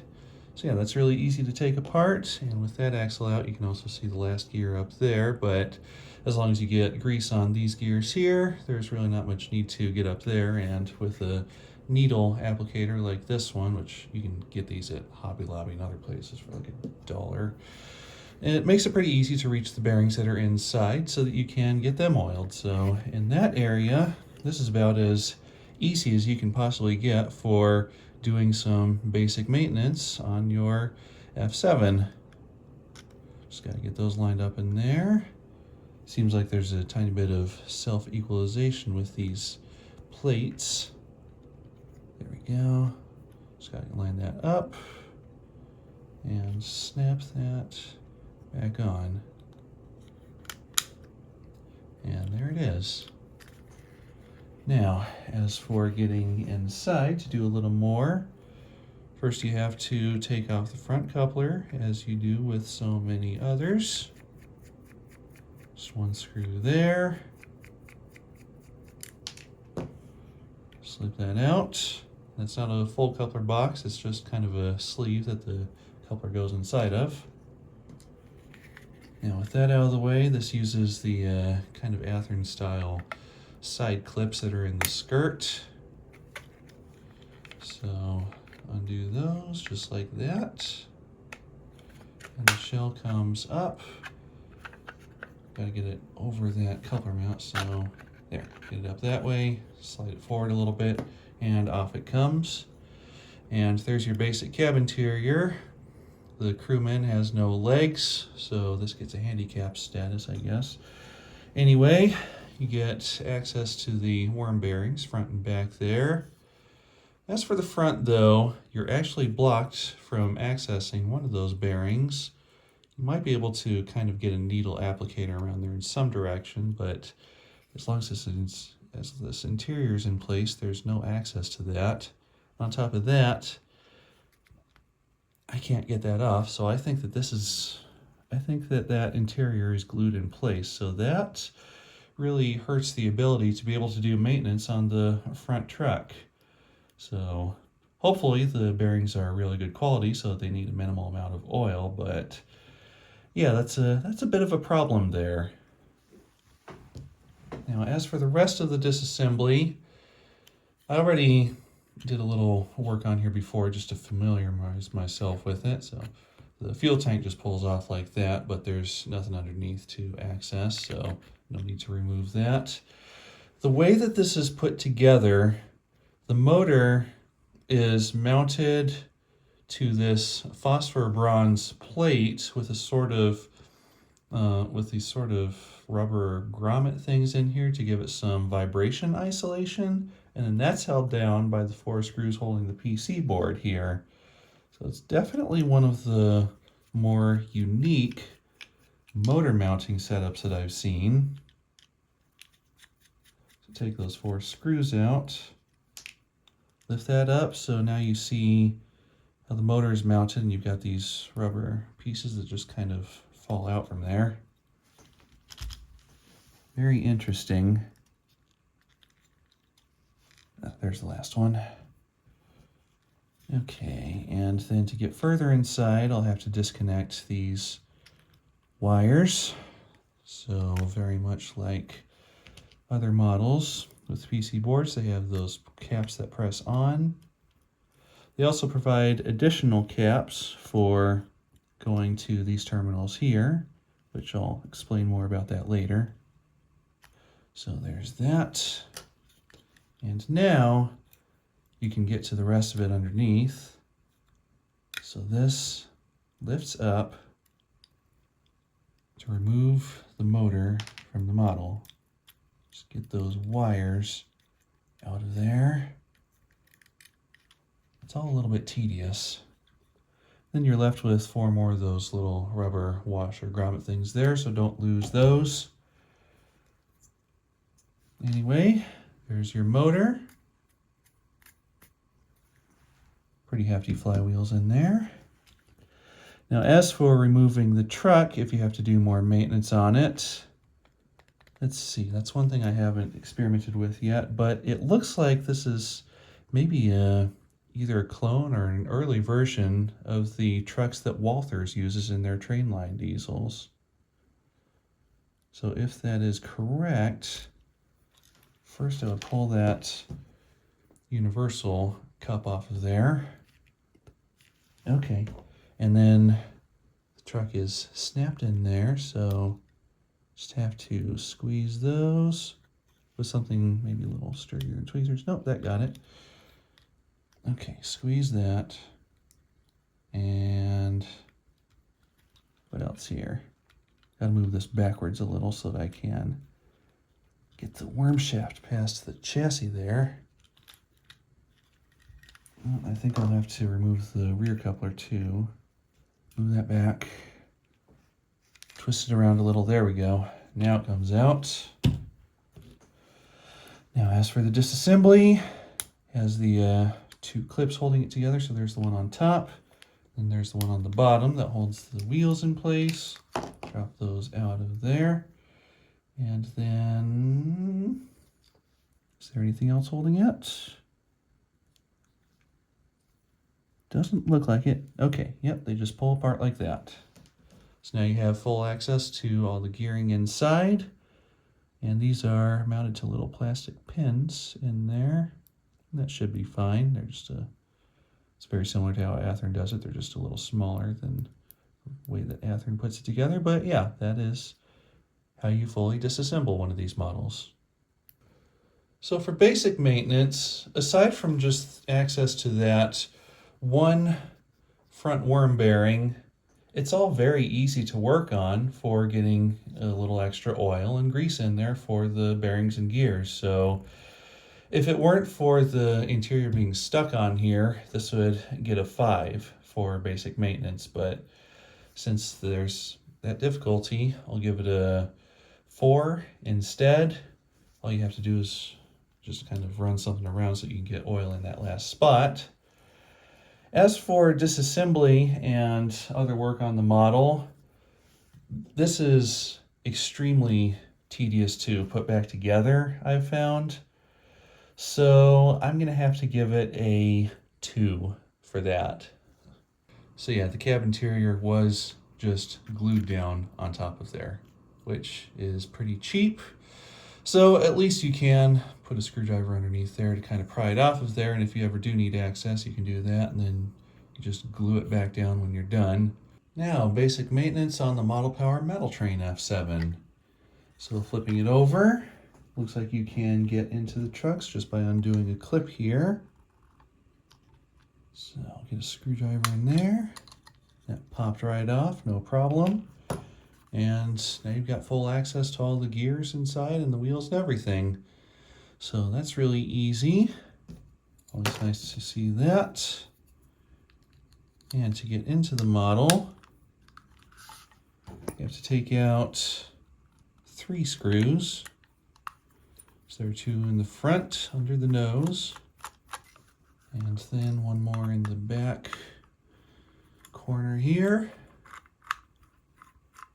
And now the body just lifts off of there. Pilot stays in place. And there's the whole chassis inside, and you have immediate access to, well, there goes the headlight piece, it looks like. But anyway, yeah, you have immediate access to the worm bearings as well as the motor. So doing basic maintenance on this one is extremely easy, which is nice to see. Now, as for further disassembly, so you've got your DCC plug there. That's taped down. That's very gooey. Ew, gross. Well, anyway, yeah, let's see what else we've got here. And it looks like the wires are all going directly into the connector here, so it doesn't look like you can just unplug any of them. The headlight seems to be glued down.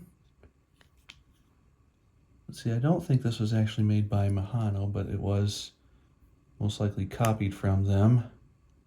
Model Power did do some copying of Mahano's drives, since they, for a while, they were making stuff for Model Power, and then Model Power started making some of their own stuff at a different factory. So yeah, that's definitely a Mahano style truck there. And those wires are holding it in, so that's adds a little bit of difficulty if you're wanting to get inside of there. Also have to maneuver all these wires around whenever you're getting anything where you want it to be. Okay, I think it'll be easier to do some stuff if I take that back off. Do that. Just lift those wheels out of there, which are on metal axles, which is nice to see, instead of plastic axles, like what I usually see in Model Power. Okay, and it looks like you can oil all of the bearings from the outside too, which is nice. Wheel pickup there. And the truck itself is snapped together. Oh, there it goes. Okay, that's how it was held together. All right, so yeah, there's all your gearing inside. So the worm is in plastic bearings from the look of it. Yeah, those are definitely plastic, and the worm itself is also plastic. Once you can finally see through the grease, it looks like it's a blue-colored nylon. Well, since the grease and oil in this one is all still new and fresh, I don't need to do anything there like I have on the other models. So we'll just get that back together. They didn't skimp on the grease in this one. Even the universal shaft is coated in it. Now to get to the motor, looks like you just have to take these 2 covers off, which are held down by screws. And there's your motor. And that just lifts out from the chassis. So this one doesn't have any sort of rubber or plastic isolation for noise control. The motor just sits directly in the metal.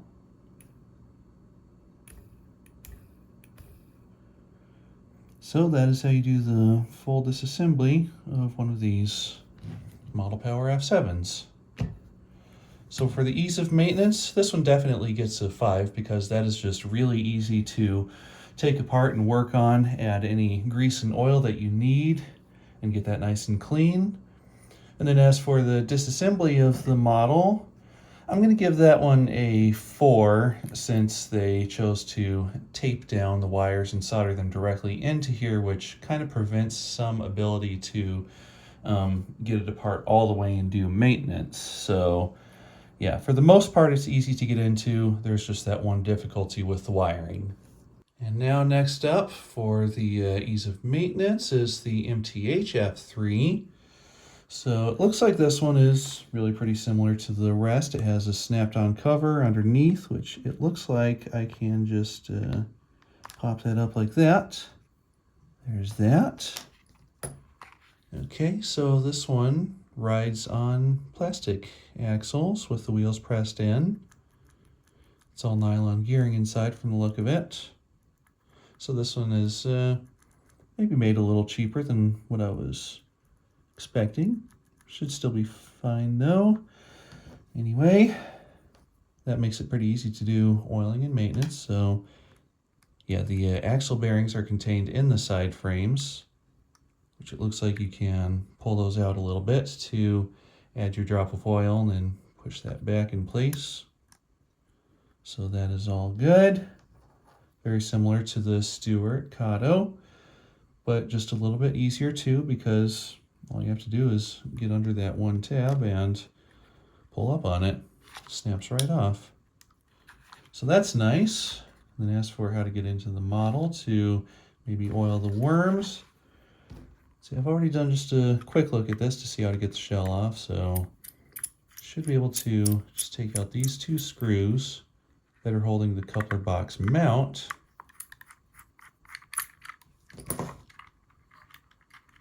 Let's see. And yeah, I can just kind of wiggle the coupler around there, get it out. And then the shell is snapped on very similarly to the others. So just got to spread the sides, get a little grip there. It's a little tight, so you have to work at it a little bit more. There it goes. No wires in the body. So there's your inside of the F3. So you've got your interior there, which is held on by screws and not glued like the MRC one. So just take out a couple screws and that should allow you to get to the worm and its bearings. Yeah, there that goes. Yeah, there's that there. And yeah, you can also remove this PC board with the lighting to get to the rest of that. So there are a few screws to get through, but that at least makes it easier in a way, because you don't have to worry about trying to unsnap a bunch of latches. Then there's also electrical tape holding that stuff in. Yeah, just peel that out of there. This isn't quite as messy as that tape that was in the Model Power one. Oh, this is nice. This is really nice. They actually give you a little plug here so that you can easily disconnect the truck. Yeah, that's a good way to do things. Now, as for getting the truck out of there, so you already have access to the bearings here, so you don't really need to disassemble much further than that for basic maintenance, so that's all very good. You can even add oil down into that top hole. Yeah, so basic maintenance on this one, I think I'll give it a 5, because even though you do have to get through a few more screws, it is easy to get to this point and add whatever oil and grease you need. So yeah, that's pretty well designed there. Now, for getting further into the model, see, there's another piece of electrical tape here, which I will peel off. So you have more electronics down here, as well as another plug for the rear truck. And then the lighting board is connected right here, along with a couple other things it looks like. And then there's also the motor connector there. Now let's just untwist that, get a little further inside. Okay, lift that off. And that takes care of the PC board and its mount. Got some insulating foam there. So it looks like I'll have to take the fuel tank off in order to access the motor. And that's a metal fuel tank there. I thought it was plastic. Okay, so yeah, no screws there. These are actually just plugs. Very similar to the Proto 1000. So let's see if I can just kind of press those out of there a little bit. Yeah, there it goes.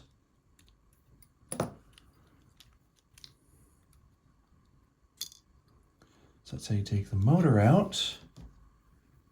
Let's see about disassembling one of these trucks. See what's inside. Snapped on top cover, like just about anything else. Got your worm and bearings that just rest in the top there. So that's a good quality brass worm there, with all metal bearings. And the truck drops out. That's in a little wire clip there. Okay, let's take that out of the clip.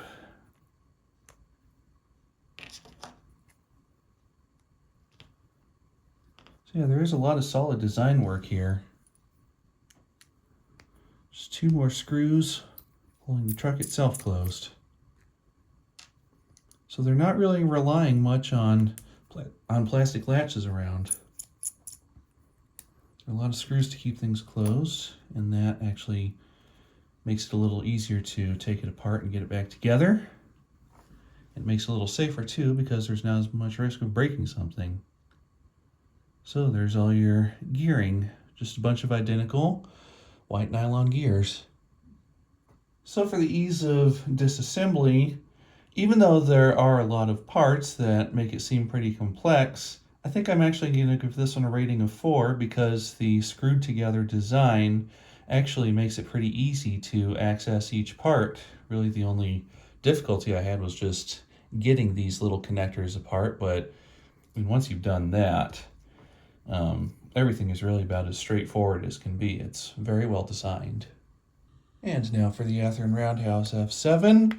For basic maintenance, you can pop these covers off from underneath, and the trucks have quite a bit of swivel to them, which makes it a little easier to access that cover and get a screwdriver underneath. It's still not exactly quite the easiest to snap these covers off from this direction, but it is possible. Okay. All right, so with that popped off, you have access to the gears as well as the wheels and the bearings there, so you can easily take out the wheels for cleaning as well as getting fresh grease and oil in there. So that's not too hard to do. Just have to be a little gentle while you're working on it to make sure you don't damage any part of the shell. Then you get inside of it, and it's the same as the old blue box ones. Tabs on the fuel tank, so you just spread out the sides there, lift up the shell, guide it over the coupler, and there are a few wires holding that on because that's going over to the LED headlight in there. So that gives you access to the worm covers on top of the trucks there, so you can get in there, remove the trucks too, but you can also add oil to the bearings without even removing those. So for basic maintenance on this one, I'll give it a score of 4, since it is pretty easy overall to work on it. It's just the snapped-on cover design isn't always quite as easy to deal with as screws, and you have those wires there that you need to watch out for. But overall, it's a pretty easy process. Now, let's get down further into the model. Let's see, you've got a couple Phillips screws that hold the weight down. The old blue box F7s, the weight just kind of sat in place, so you could lift it right off the top. There were no wires or anything to keep it on there. Okay. So, just drop that into the shell to keep it out of the way. And that gives you access to the inside. The headlight wires, they go over to here, and you can pull off those caps to remove them if you need. But beyond that, well, there isn't really much of a need to do that. Now, one thing about the design of this one is that the PC board is actually riveted directly down to that from the look of it. Well, actually, it might be on its own little cover plate. Let's see if I can just pull that up. Okay. All right, so you can actually get to the motor without having to take the top cover off from there. So that makes that easier. You just have the wires going to the motor and to the trucks. These wires going to the trucks, they have that heat shrink over them, but they don't pull off. So instead, you would want to disconnect them from here to make sure that you can get it off without damaging anything. Of course, those just pull off. And pop that cover off just with your flat blade screwdriver. There it goes.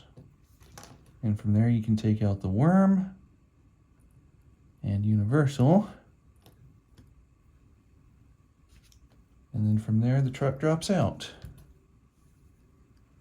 So it looks like they've replaced the grounded metal bolster there with the plastic one. So this actually ended up being a little more like the proto trucks in that way. But the part is at least molded on instead of lifting out like those. So yeah, anyway. Truck side frames, you just pull off. That makes it easier to get to the wheels. And of course, this is all fresh oil and grease in here since this is a new model, so I don't need to change anything out from there. And if you've ever disassembled an Athearn chassis before, this will all be very familiar. Lift those out. Take out that last latch.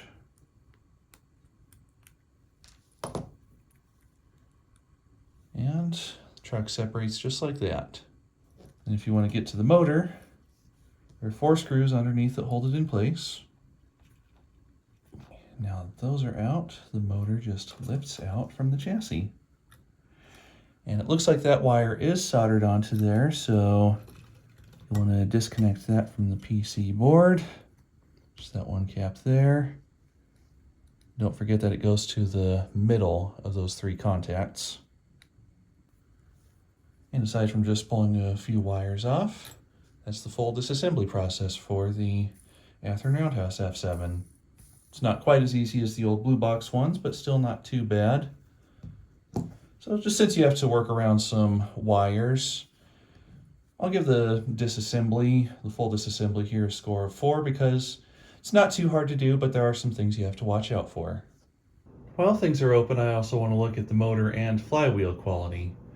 Now, Kato's HM5 motor is what's used in here, and these are known to be some of the most dependable motors around. They are 5-pole, they don't have a skewed armature, but even without that, they still do pretty well with low speed control. I think part of that is thanks to the flywheels, helping it to kind of coast through its cogging zones a little bit, but yeah, you can see just how steadily that is turning.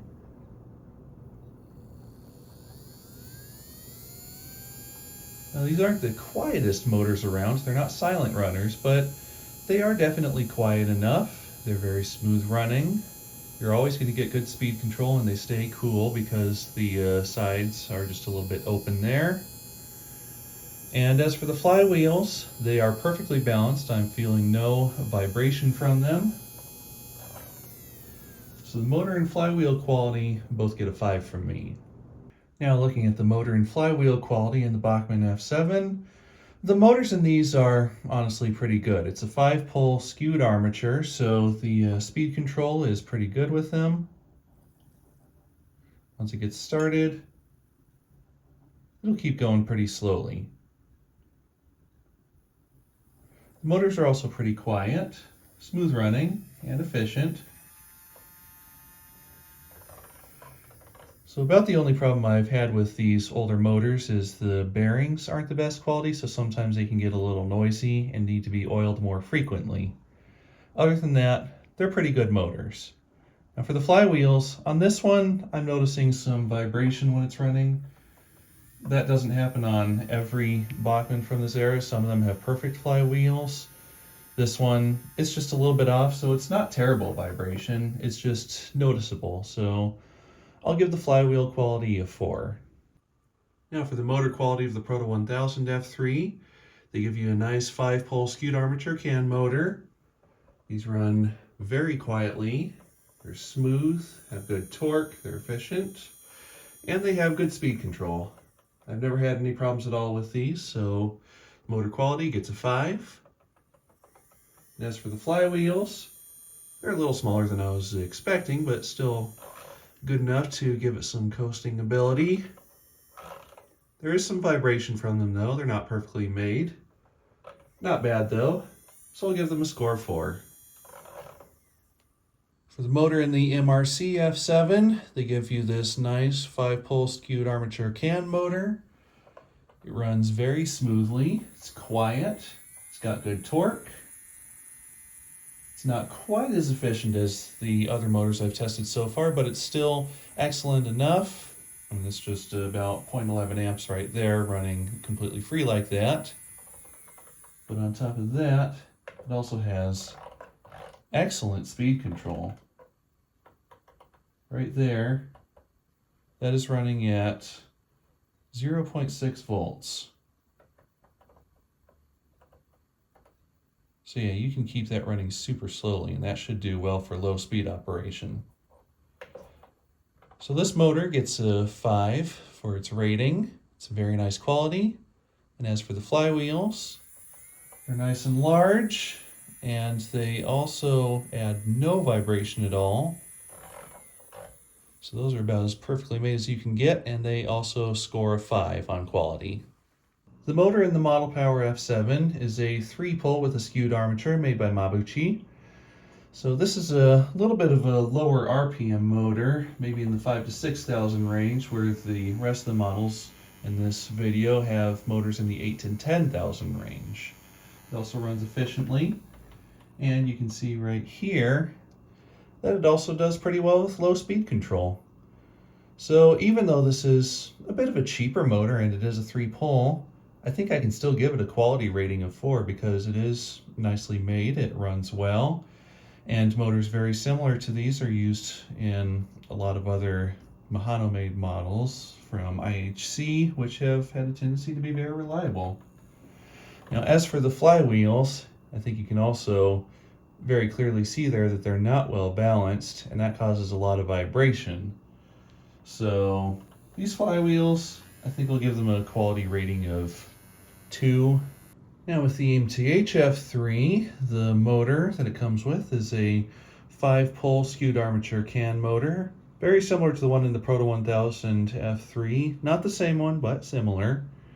And it's overall a pretty nice motor. Runs very smoothly, and it has very similar torque to the other motors in the other models that are being reviewed here. It's not the quietest. Some of that noise you can probably hear, that's coming from one of the bearings, which I tried oiling it and it only quieted it down for a minute before the noise came back, so that's kind of a negative point on here. I also noticed the motor's not as power efficient as the other ones, which I'll talk more about later in the performance section of this video. But for one more note on this that's positive, the speed control is excellent. You can see just how slow it's turning now, and that is operating on less than half a volt. So yeah, even with its little issues, this is a really good motor overall, so I'll give it a score of 4. And as for the flywheels, they have that hex socket made right into them to work with the hex shaft universals. And in addition to that, the balance is perfect. So these flywheels definitely get a 5. And now looking at the Athearn motor here, this is a very familiar design that they've been producing for around 40 years now, with just minor refinements and improvements here and there. It's always been a good running motor, but they've really gotten it up to the point where it runs just about as well as a lot of the high quality can motors.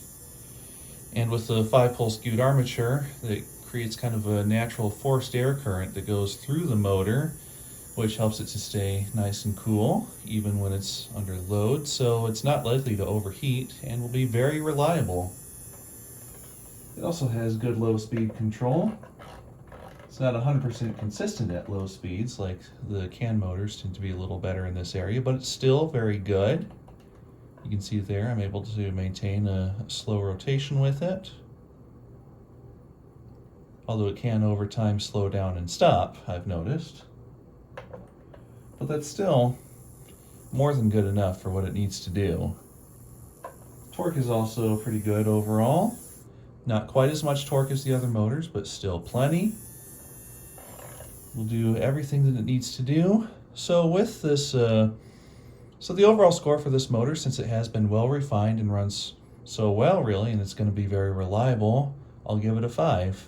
And then the flywheels, they are also completely perfectly balanced. There's not even the slightest hint of vibration from them, so they also get a score of 5. Now checking out the wheel and gear quality on the Stewart F3 here. You can see that I've got the gears greased now, so that makes it a little more visible on camera since it's white lithium. Get the wheels turning. There's a little bit of noise from the gears. That's usually how these Kato drives are when they're new, and then that quiets down as they wear in a bit. But they turn perfectly smoothly. Everything is perfectly meshed. I feel no roughness at all from the gears, and you can also see that there's no wobble or anything at all from the gears either. They're turning perfectly straight. And the same can be said for the wheels. They are turning perfectly smooth and straight, no wobble from them at all, no out of roundedness that I've seen on models that cost a lot more than these. So that really is some of the most perfect engineering that you can get, and wheel and gear quality both get a 5. And now looking at the wheel and gear quality of the Bachmann F7 here.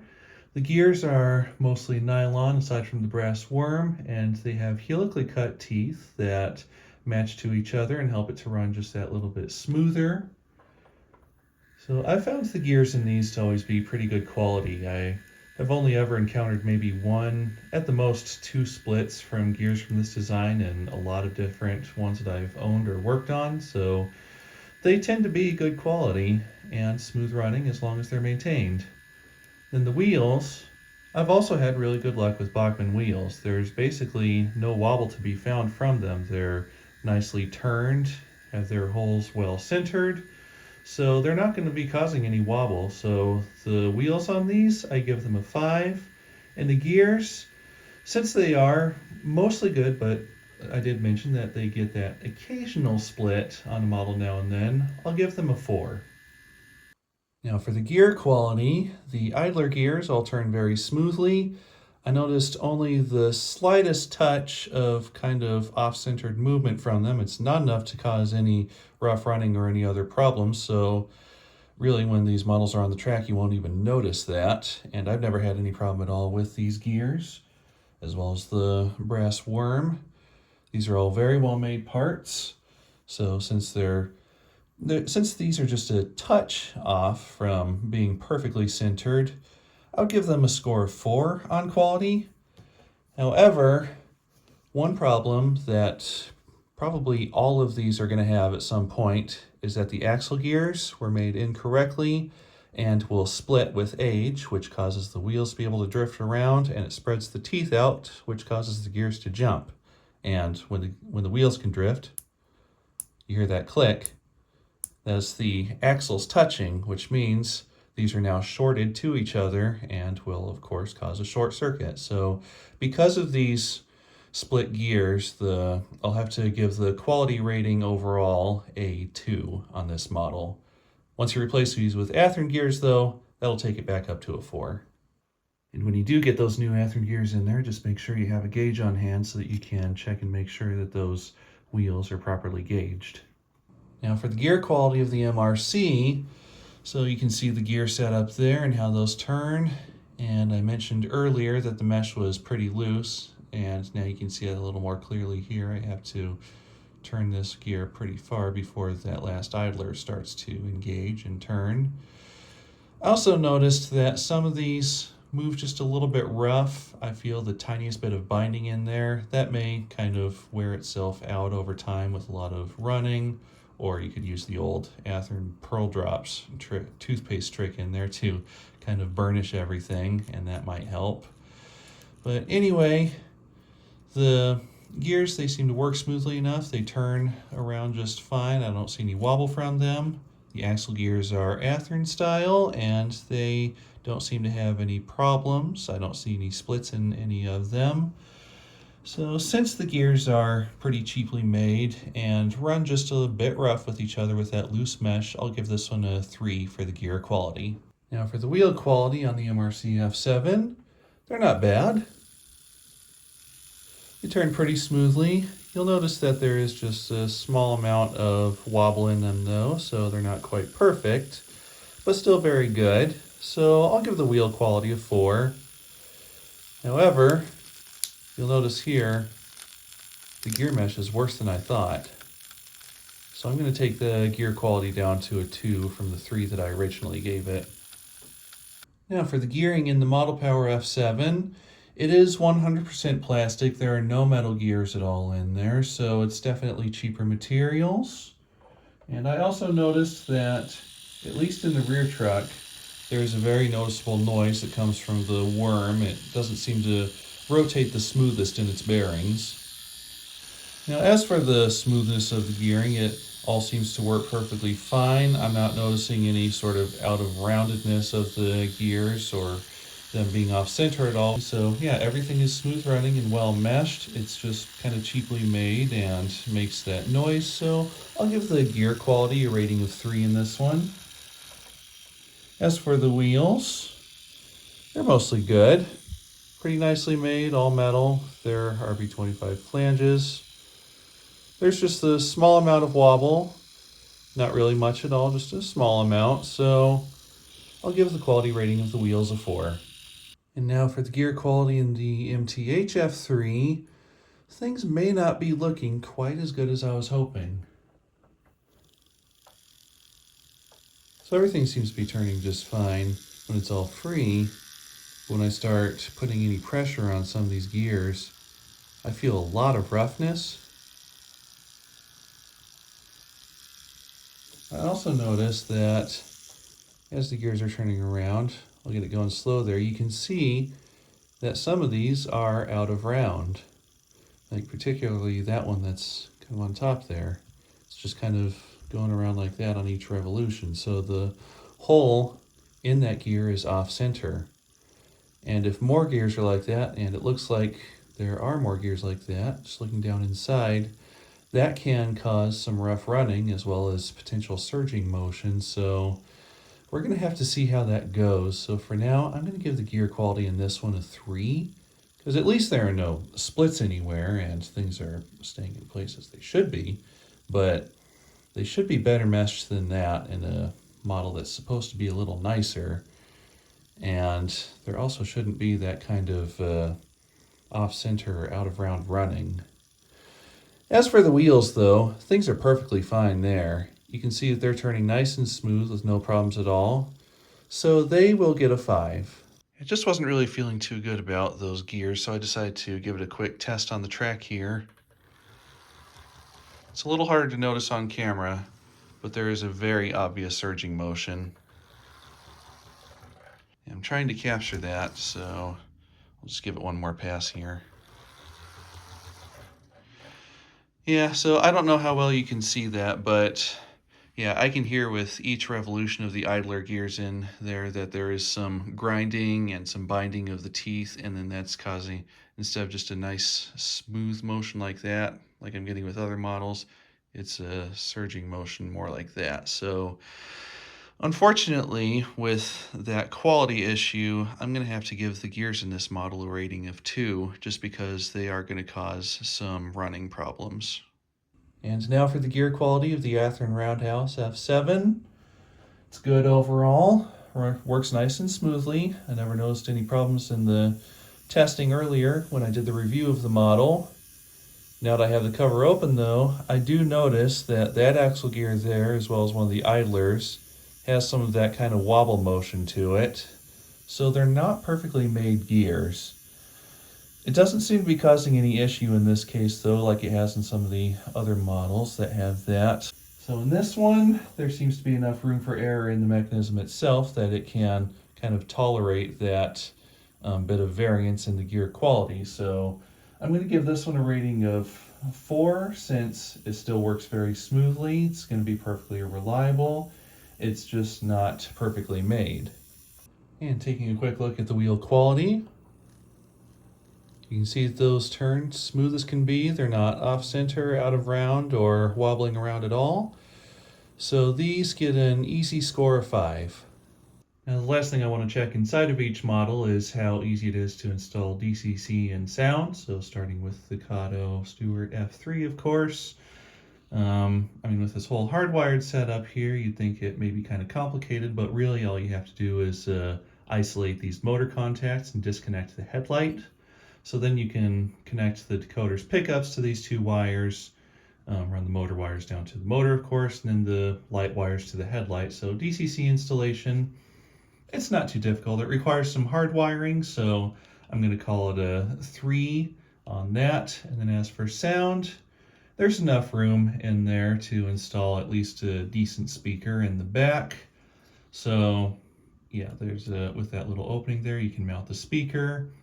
And then there's plenty of room for a decent sound decoder too. So installation for sound, since there's no designated area for a speaker, but it is still fairly simple to install it, I'll give it a 4. Now for DCC and sound installation on the Bachmann F7, the hardest part is going to be isolating that bottom motor brush from the frame. You have to, of course, take the motor out to do that, which you saw earlier was kind of complicated.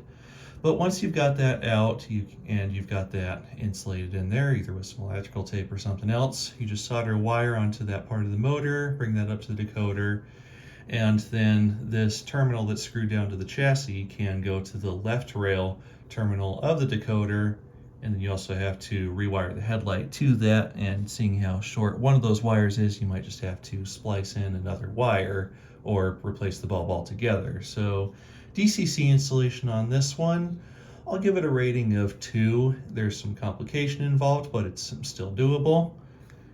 Now, as for sound installation, it's pretty much the same situation as the Stewart Kato F3, but you get a lot more room to work, which means you can more easily install a large speaker or even a framework to hold the speaker. So I'll actually give the sound, the ease of a speaker installation for sound on this one, a rating of 5. Now for DCC installation in the Proto 1000 F3, they give you this sort of early version of being DCC ready in a way where first you cut these traces in the board that are marked with an X, then you solder the decoder to these pads here. But honestly, I think it would be easier to just swap out this board for the decoder, put in a new 12-volt bulb or LED. So either way, you're going to be doing some hard wiring, so I'll give that a score of 3. As for speaker installation, there's a decent amount of room here where you can mount a speaker. It's not quite as open as the Bachmann or Stewart that we've seen so far, but there's still an all right amount of space where you can put a good speaker. You just don't want to permanently mount it because that will block you from being able to get to that worm cover there and cause issues with maintenance. So I'll also give the score on speaker installation a 3. Now, talking about the DCC and sound installation, you'll notice on the PC board that they give you a few terminals for connecting a DCC decoder, and they also give you additional plastic caps in the packaging to make that a little easier. However, putting this board up to the light, there are no electrical traces to those additional pins in the PC board. So yeah, no traces to these means they're actually completely useless, and there's no point to having them there. So this PC board, what you'll end up doing instead is just throwing it away and replacing it with a DCC decoder. So that DCC installation method that's on there is as much of a joke as the stereotypical misspelling of gray. So DCC installation, since everything is at least isolated, so you can connect it to a decoder easily enough, I'll give it a score of 3. As for installing a speaker, I mean, the sides, they come up all the way here, you see, but they actually end where the ventilation there is on the side, so there's actually a lot of room up here to mount a speaker. So since you do get a lot of room for that, that makes it easy to work in that area. It's just not a designated sound area, of course, so I'll give the score for that a 4. For DCC installation in the Model Power F7, you get a plug right there, which is a 9-pin style, not the most modern, but still modern enough that it's easy to find a compatible decoder. So this one definitely gets a 5 because that's really about as easy as you can possibly get. As for sound installation, I mean, there isn't really a specific spot for it. There is plenty of room inside of the body though, and I also noticed this round cutout here, which I don't know if that had something to do with the manufacturing process or if they were actually thinking that might be a good spot to put a speaker, but anyway, there are a lot of places to choose from inside of here to mount a speaker. You just have to come up with a way to hold it in place. So since there's no specific mount for the speaker, but you have a lot of room to work, I'll give the score on that a 4. Now for DCC installation of this model, that's going to be very simple because all you have to do is pull these pins out, these jumpers, and that opens up the 8-pin DCC plug, which it is an outdated style of plug at this point, but there are still plenty of decoders out there that can fit that and work just fine, so that gets a 5. And since this model was designed to hold a sound system, you get a speaker location right here as well as one underneath, so you can very easily mount a speaker, and that also gives it a rating of 5. For DCC and sound installation in the Athearn Roundhouse F7, DCC is going to be as easy as it can get because all you do is pull out that jumper, put in the decoder of your choice, and off it goes, so that definitely gets a rating of 5. And that's the most modern plug too, so you're going to have a good selection of decoder options. And for the sound, you're pretty limited in what you can do there because there isn't any designated area for a speaker, and the room back here is a bit more limited than what you get with some of the other models that we've looked at, so you're not going to get too many options for a speaker here. It's going to be a smaller one. I know that there are some in this size range with that kind of cube shape that should work pretty well, so you could just mount it to the end of that weight there and that should work fine. But since there isn't any specific place to mount a speaker, and since you are kind of limited there, I'll give this one a rating of 3. So the last thing I want to look at for the features section of this comparison is the durability of the different models. With the Stewart Kato one here, of course, being built on a Kato chassis, mechanically it's about as solid as you can get. These things are pretty much never going to break or fail. They're some of the most reliable models around. So that gives it a pretty good score there. However, for the handling portion of the model, since it is all plastic on the outside, it's not going to be as durable as a model that's made of metal. So you could accidentally break off a horn, break off a ladder or something if you accidentally handle it wrong or drop it or anything like that. It has a greater potential for damage. So with that, and then the fact that if you're doing maintenance, a lot of the stuff is assembled with clips, so there's a greater potential to accidentally break something, I'll be giving this one a durability score of 3. Then for the Bachmann Plus F7, the durability is pretty much the same as the Stewart one. The mechanical quality isn't quite as good, but it does use more screws in the assembly. So like the body there, it's screwed on instead of snapped on. The trucks are screwed in place instead of snapped in place. So even though the mechanical quality is a bit lower, since there is a lower potential of accidentally damaging something when you're working on the model, it also gets a durability score of 3. Now, the Proto 1000 F3 has pretty much the same construction as the Stewart, of course, with some elements of the Athearn design. So normally I would have given this a durability score of 3, since of course it has the same kind of plastic shell and details around that could be damaged due to mishandling. But I'm going to give this one a score of 2 instead, since mechanically it has that gear problem, which you're pretty much guaranteed to get a gear failure at some point with the originals. And these couplers also aren't going to last very long with those plastic knuckle springs in there. So yeah, as is out of the box, this gets a durability score of 2. But if you replace those parts with something better, then that brings it back up to the same level as the others. In the MRC F7, of course, similar construction to the others.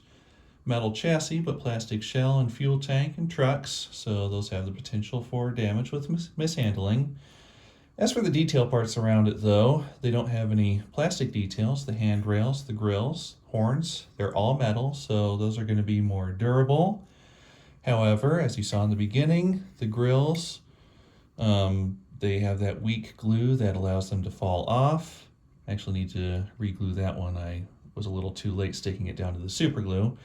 So yeah, you can see right there that kind of reduces the durability of the details. And then with the doubts that I have about the mechanical quality and that loose gear mesh, I'll be giving this one a durability score of 2. And now for the Model Power Metal Train F7, of course being made mostly from metal, it feels nice and solid. So I think this is going to hold up really well to handling, and the plastic parts like the roof and the pilot, they're nice and thick, so they feel pretty sturdy too. I don't think there's going to be any real problems there. And then with the screwed together design, it's going to hold up well to doing maintenance on it. There's a lower potential to damage anything, so that's all very well built. The only reason that I'm going to give this a score of 4 instead of a 5 is because of the mechanical quality, with the gears being all plastic and the motor a bit of a cheaper design. So I don't think it's going to last for quite as long as some of the other models here, but I think it'll still be plenty reliable with proper lubrication. So yeah, it gets a score of 4. Now for the MTH Starter F3 here.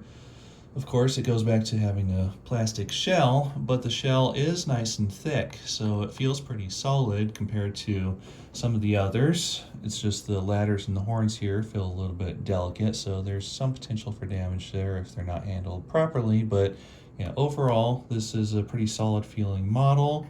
It's got the metal chassis, as well as the mostly screwed together design, which helps quite a bit. So I think I'm going to give this one a durability score of 4, since it is a pretty sturdy, solidly built model, even if it does have a plastic shell. And finally, for the Athearn Roundhouse F7, plastic shell, metal frame, mostly plastic trucks with just some metal plates to work with the electrical pickup as well as keep some things together. Mechanically, it's about as durable of a model as you can get. This mechanism has been proving itself for 60 years, with just refinements here and there to make it that much better here and there. I do notice that the shell is pretty thin compared to some of the other models. I can kind of squeeze it there and notice some flexing. You can also see in the pilot down there that the plastic is thinner than some of the other ones we've looked at. Then of course the trucks, they're all snapped together. They're still very durable though. They should hold up well to a lot of maintenance here and there over time. But then there is also the potential on the chassis to scratch off that paint every time you take the shell off and put it back on. So even though this is a mechanically really solid model, I'll be giving it a durability score of 3.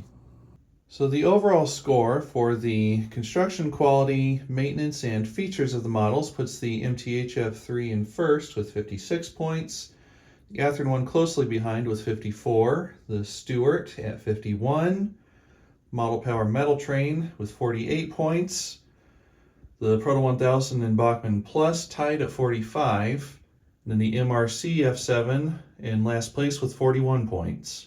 And now for the third and final part of this video, which is probably the most important.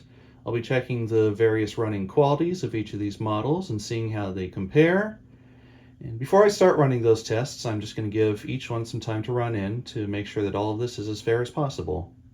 Okay, so each model has now had at least an hour of combined runtime going forward and back, so they are all ready for testing now.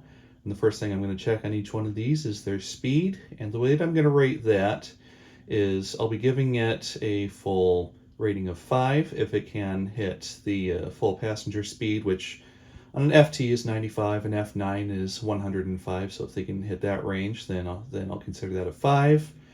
If they can't quite get up there, but it's still passable for both freight and passenger, then that'll be a 4. Freight speed only would be a 3. Below that would be a 2, and way below that would be a 1, which of course you're not going to be seeing a 2 or a 1 on any of these.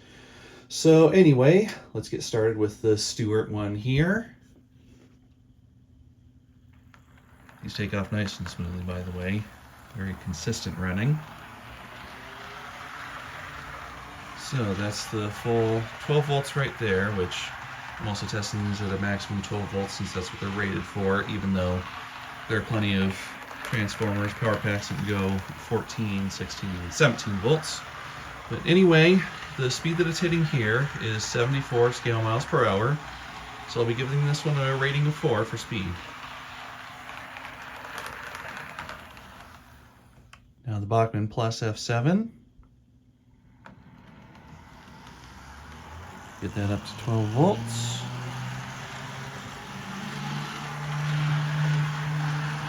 And this hits a maximum speed of 83 scale miles per hour, so a little better for the passenger department than the Stuart one, but still kind of in the middle there between freight and passenger, so I'll also give it a 4.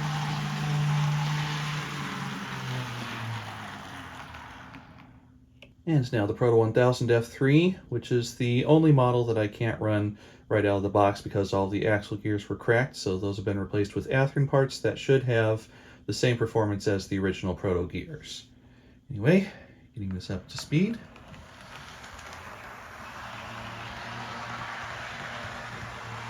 There's 12 volts.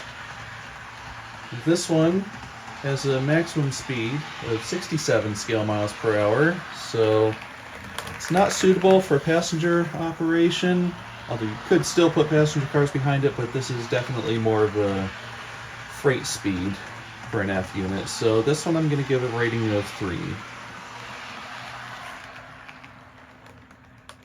And now the MRC F7.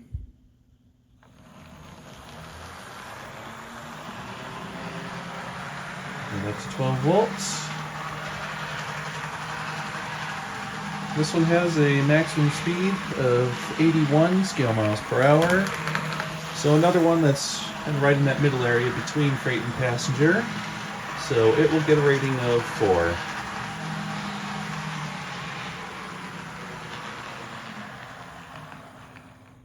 And now the Model Power F7.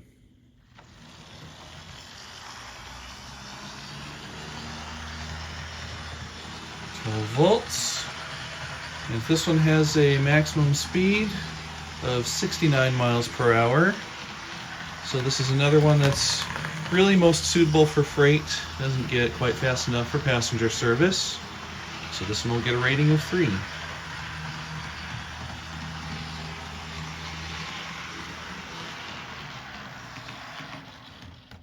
And now the MTH F3.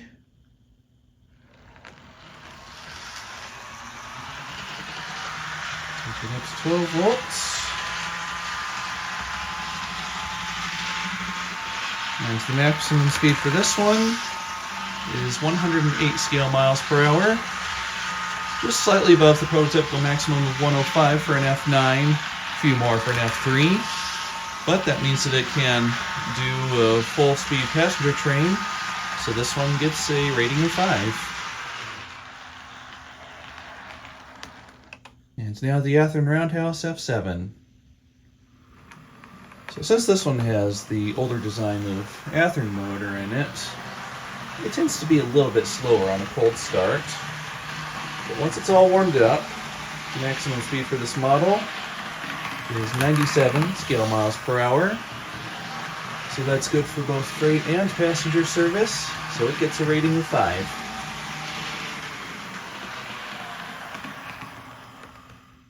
Next thing I want to check for these models is their minimum speed and how well they can sustain that speed.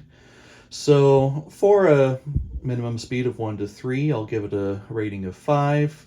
4 to 6 will be a 4. 7 to 9 will be a 3. And 10 to 12 will be a 2. And anything above that will be a 1. And as for their how well they sustain it, well, that's a little more difficult to determine exactly, so I'll get to that when I come to it. So again, starting with the Stuart Kato, we'll get that started up here. It'll take just a tiny bit over its minimum speed to get it started since the armature is not skewed. But once you get it started, it's just an incredibly steady runner at low speed. Even going over the switches here, I don't have to do too much to keep it going. And once it gets onto really smooth track, it can maintain that speed almost indefinitely. And I measured that minimum sustainable speed to be about 2 scale miles per hour. And with how steady it holds that, I'll be giving ratings of 5 for both of those areas. And now getting on to the Bachmann Plus F7, and one more thing I'll mention is that I'm doing all these tests on straight filtered DC, no pulse power or anything, because that wouldn't be quite as fair of a test. But the low speed control on this one was actually better than I expected. It's able to maintain a minimum speed of 3 scale miles per hour pretty well overall. There are just a couple spots here and there, and sometimes running along the way in the test where it kind of wanted to slow down or speed up a little bit, so the stability is not quite as good as the Kato chassis in that Stuart model, but still pretty excellent here, so I'll give that a rating of 4. Now with the Proto 1000 F3, the low speed performance was pretty much the same as the Bachmann F7. It's able to maintain a minimum speed of 3 miles per hour, which is another score of 5. And then for the stability at low speed, it mostly did well. There were just a couple times where it needed a bit of help to keep going, so it will get a rating of 4. And now for the MRC F7, I think this one's actually surprised me the most so far with its ability to maintain a low speed, because it was able to get the same 2 mile per hour minimum speed as the Stuart Kato chassis. The only issue is that it's not an especially steady speed, so it has just a slight surging motion where it's maybe jumping between about 1 and 3, maybe 1 and 4 miles per hour sometimes. So for the low speed stability, I'll give it a rating of 3, but for the minimum sustainable speed, it definitely gets a 5. Now for the Model Power F7, considering the higher speed gearing combined with the 3-pull motor, it actually does pretty well for its low speed control. I think that's helped quite a bit by the skewed armature as well as the flywheels. So the minimum sustained speed I was able to get with this was 5 miles per hour, so definitely not bad. That gives a score of 4.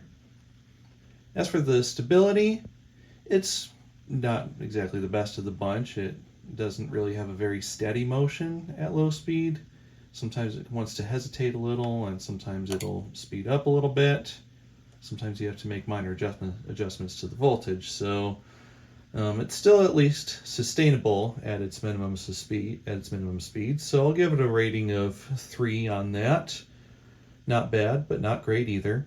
Now for the MTH F3, if you remember the last section of the video where I was looking at the gears, they weren't exactly perfectly manufactured, being slightly out of round and causing just a little bit of binding, so that does affect the low speed performance.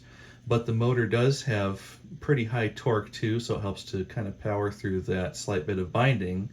And thanks to that, it is still able to maintain a minimum speed of 3 miles per hour. So it gets a rating of 5 in that area. But as for the stability of the low speed, because of those gears sometimes binding and sometimes working smoothly with each other depending on where they're rotated at the time, that brings the stability rating down to a 3. If they'd been properly manufactured, I think this would have gotten an easy 5. And for the Athearn Roundhouse F7, the minimum sustainable speed is 3 miles per hour, so that gets a rating of 5.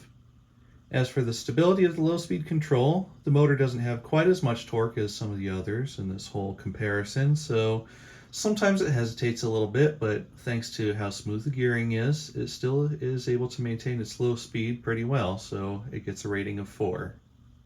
Now the next thing I want to check for each model is the current draw, both running free and stalled at 12 volts.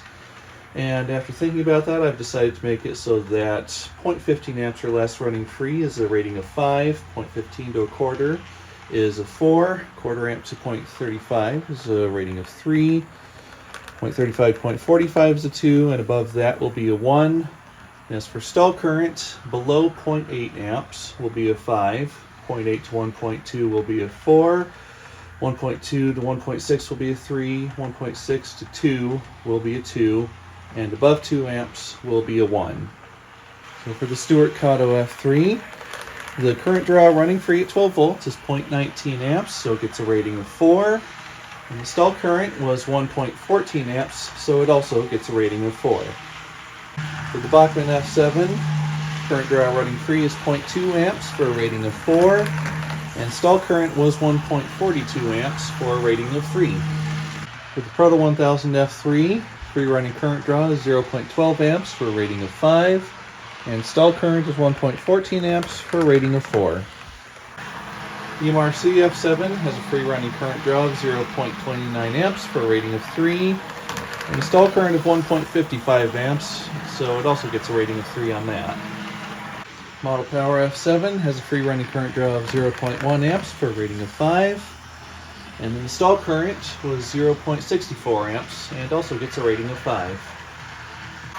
The MTH F3 running free has an average current draw of about 0.23 amps, so it gets a rating of 4. And as for stall current, it draws as much as 2.3 amps, so it actually gets a rating of 1 on that.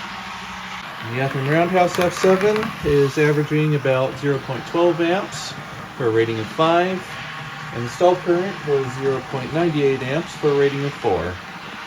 Now I want to look at how smooth each of these runs, and to score that, what I'll be looking at is just how steady they are overall as they run around the track, and I'll also be checking the wobble of them, which is easiest to see when I hold onto the coupler like that while the wheels are turning.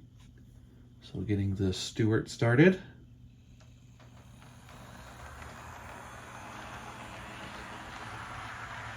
I'm considering that these were basically the gold standard of running quality for decades. I think it's pretty fair to say that this is about as smooth as a model can get. I see no signs of any instability with their running, no sort of surging or wobble motion or anything. The body sits nice and steady on the trucks. So yeah, that really is, I'd say, about as good as you can get.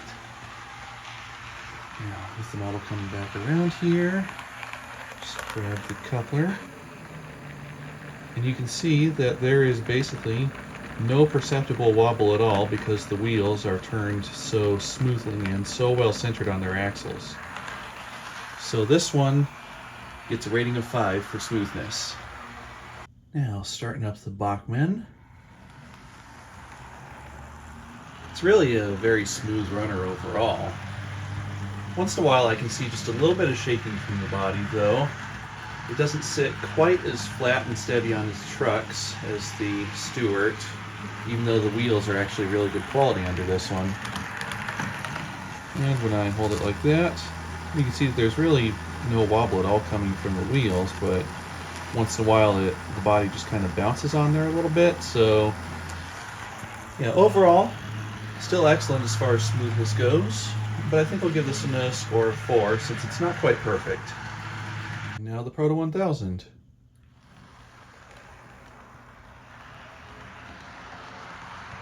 This is another one that's just a really nice steady runner. I'm not seeing any sort of wobble or other odd motion as it runs around. Grabbing the coupler. No perceptible wobble from the wheels either. This is another one that's really about as smooth as they come. So this one gets a rating of 5. Now the MRC.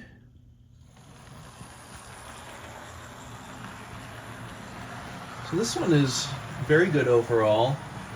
At certain speeds I do notice just the slightest sort of surging motion. So it's not quite perfect. Most of the time it's unnoticeable though.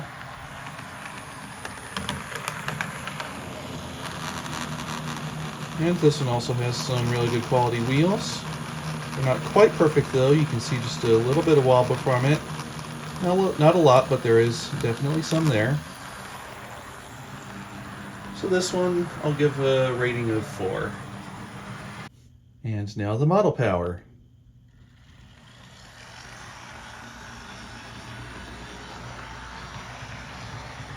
So it's a pretty steady runner, but I do notice just a little bit of wobble and slight shaking in the body as it runs around. This is probably the least steady on its trucks, actually. Grabbing the coupler, you can see some noticeable wobble in there just because the wheels aren't exactly perfectly made.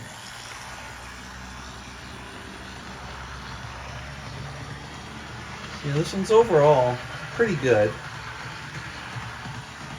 Just a little bit below the others though. So in this case I think I'll give it a score of 3 for smoothness. And now the MTH F3. So this is one part where the manufacturing issue with the gears really makes itself apparent. It's a little harder to capture on camera, but it has a definite surging motion at moderate speeds like this.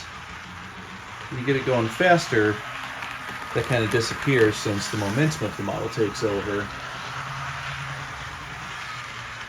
But when you're running it slower like this,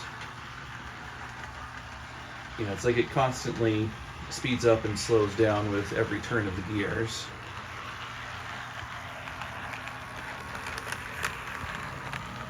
And grabbing the coupler, you can see that the body sits really steady on there and the wheels are extremely well made, so there's no wobble from that.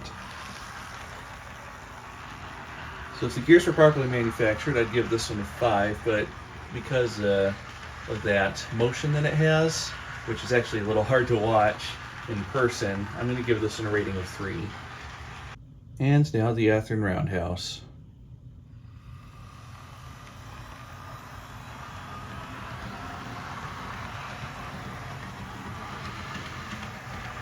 It runs along as steady as can be. Nice and smooth.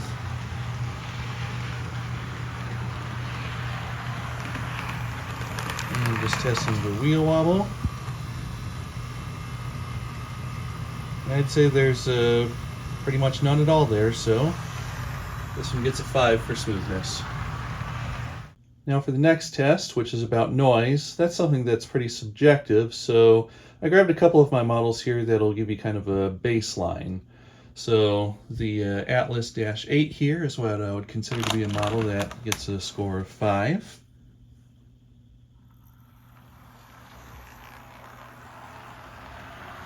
So there's minimal motor, gear, and track noise. Of course, every model is going to be audible. But for the most part, you really can't hear much of this on above the sound of the wheels. And even the wheels roll pretty quietly. So that's what I would give a score of 5. And now for the score of 1. I think some of you have seen this one before. The Gilbert Alco, made by Varney.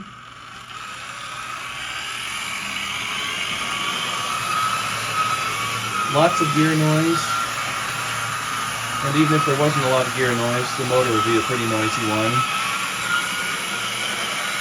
And sometimes a model will have wheels that just roll really loudly on the track. So that would be a model that scores a 1. So first up, as usual, is the Stewart. Get that started and up to speed. It's just a light hum from the gears. The motor makes very little noise at all. And the wheels roll nice and quietly. So this one, I'll give a score of 5.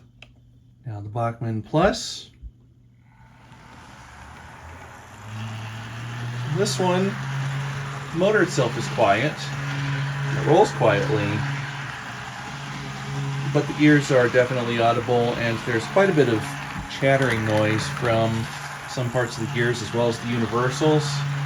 And then there's also that vibration noise that comes from the flywheels, which are not properly balanced.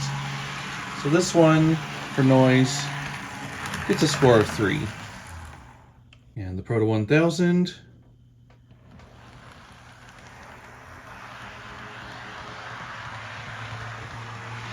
super quiet roller, basically no gear noise at all, an extremely quiet motor. This one's actually even quieter than the Stewart, so this one definitely gets a 5. And now the MRC rolls quietly, the motor's nice and quiet, and there's no vibration noise from the flywheels. Really the only thing you hear comes from the gears, which have a few odd tones to them and definitely an audible humming noise. So it's not as quiet as the Stewart, but it is quieter than the Bachmann. So I'll give it a score of 4. Now the model power. This one has a definite noise that comes from the gears. And it also has a vibration noise that comes from the flywheels. The motor runs quietly, and it rolls pretty quietly too. There's really not much noise at all to speak of from the wheels. So this one, I'll give a score of 3. And now the MTH F3. At lower speeds, it's pretty quiet. There's a definite growl that comes from the gears, but it rolls along quietly enough. Once you get it up to speed though, you can hear more gear noise, and the motor also starts to get kind of noisy. So this is another one that will get a score of 3 in this area. And now the Athearn. This one, the motor, being that partial open frame design, is a little more audible than some of the other motors. Still smooth and quiet though, no vibration noise. There's a little bit more wheel noise that comes from this one, just since it uses kind of an older chassis design. But the gears are very quiet.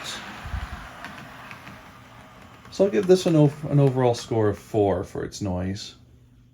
And now for tracking ability, I'll be seeing how well they stay on the track going through a complex switch system like this. So I'll back that up to start. Got the switches all flipped and ready. Back that up just a little more so I can get it going at high speed. And it went right through. And the same on that side.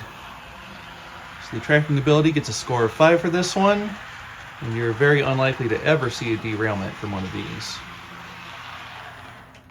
And there's the Bachmann. Sounded a little bit rough, but it made it through fine.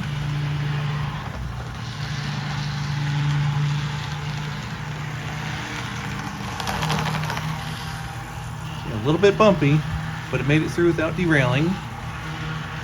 So I'll give this one a score of 4. And the Proto 1000. A little noisy there, but it made it through smoothly.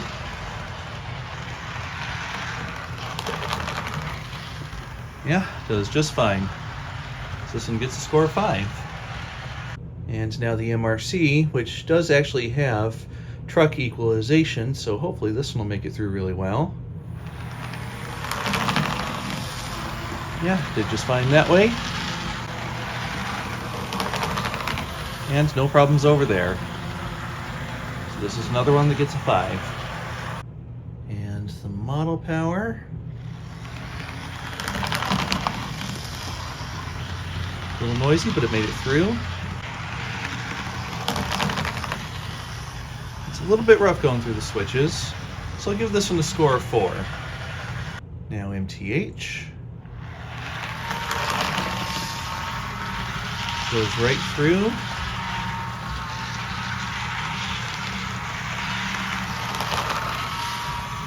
Yeah, that goes through the switch really smoothly. So this one gets a score of 5. And the Athearn.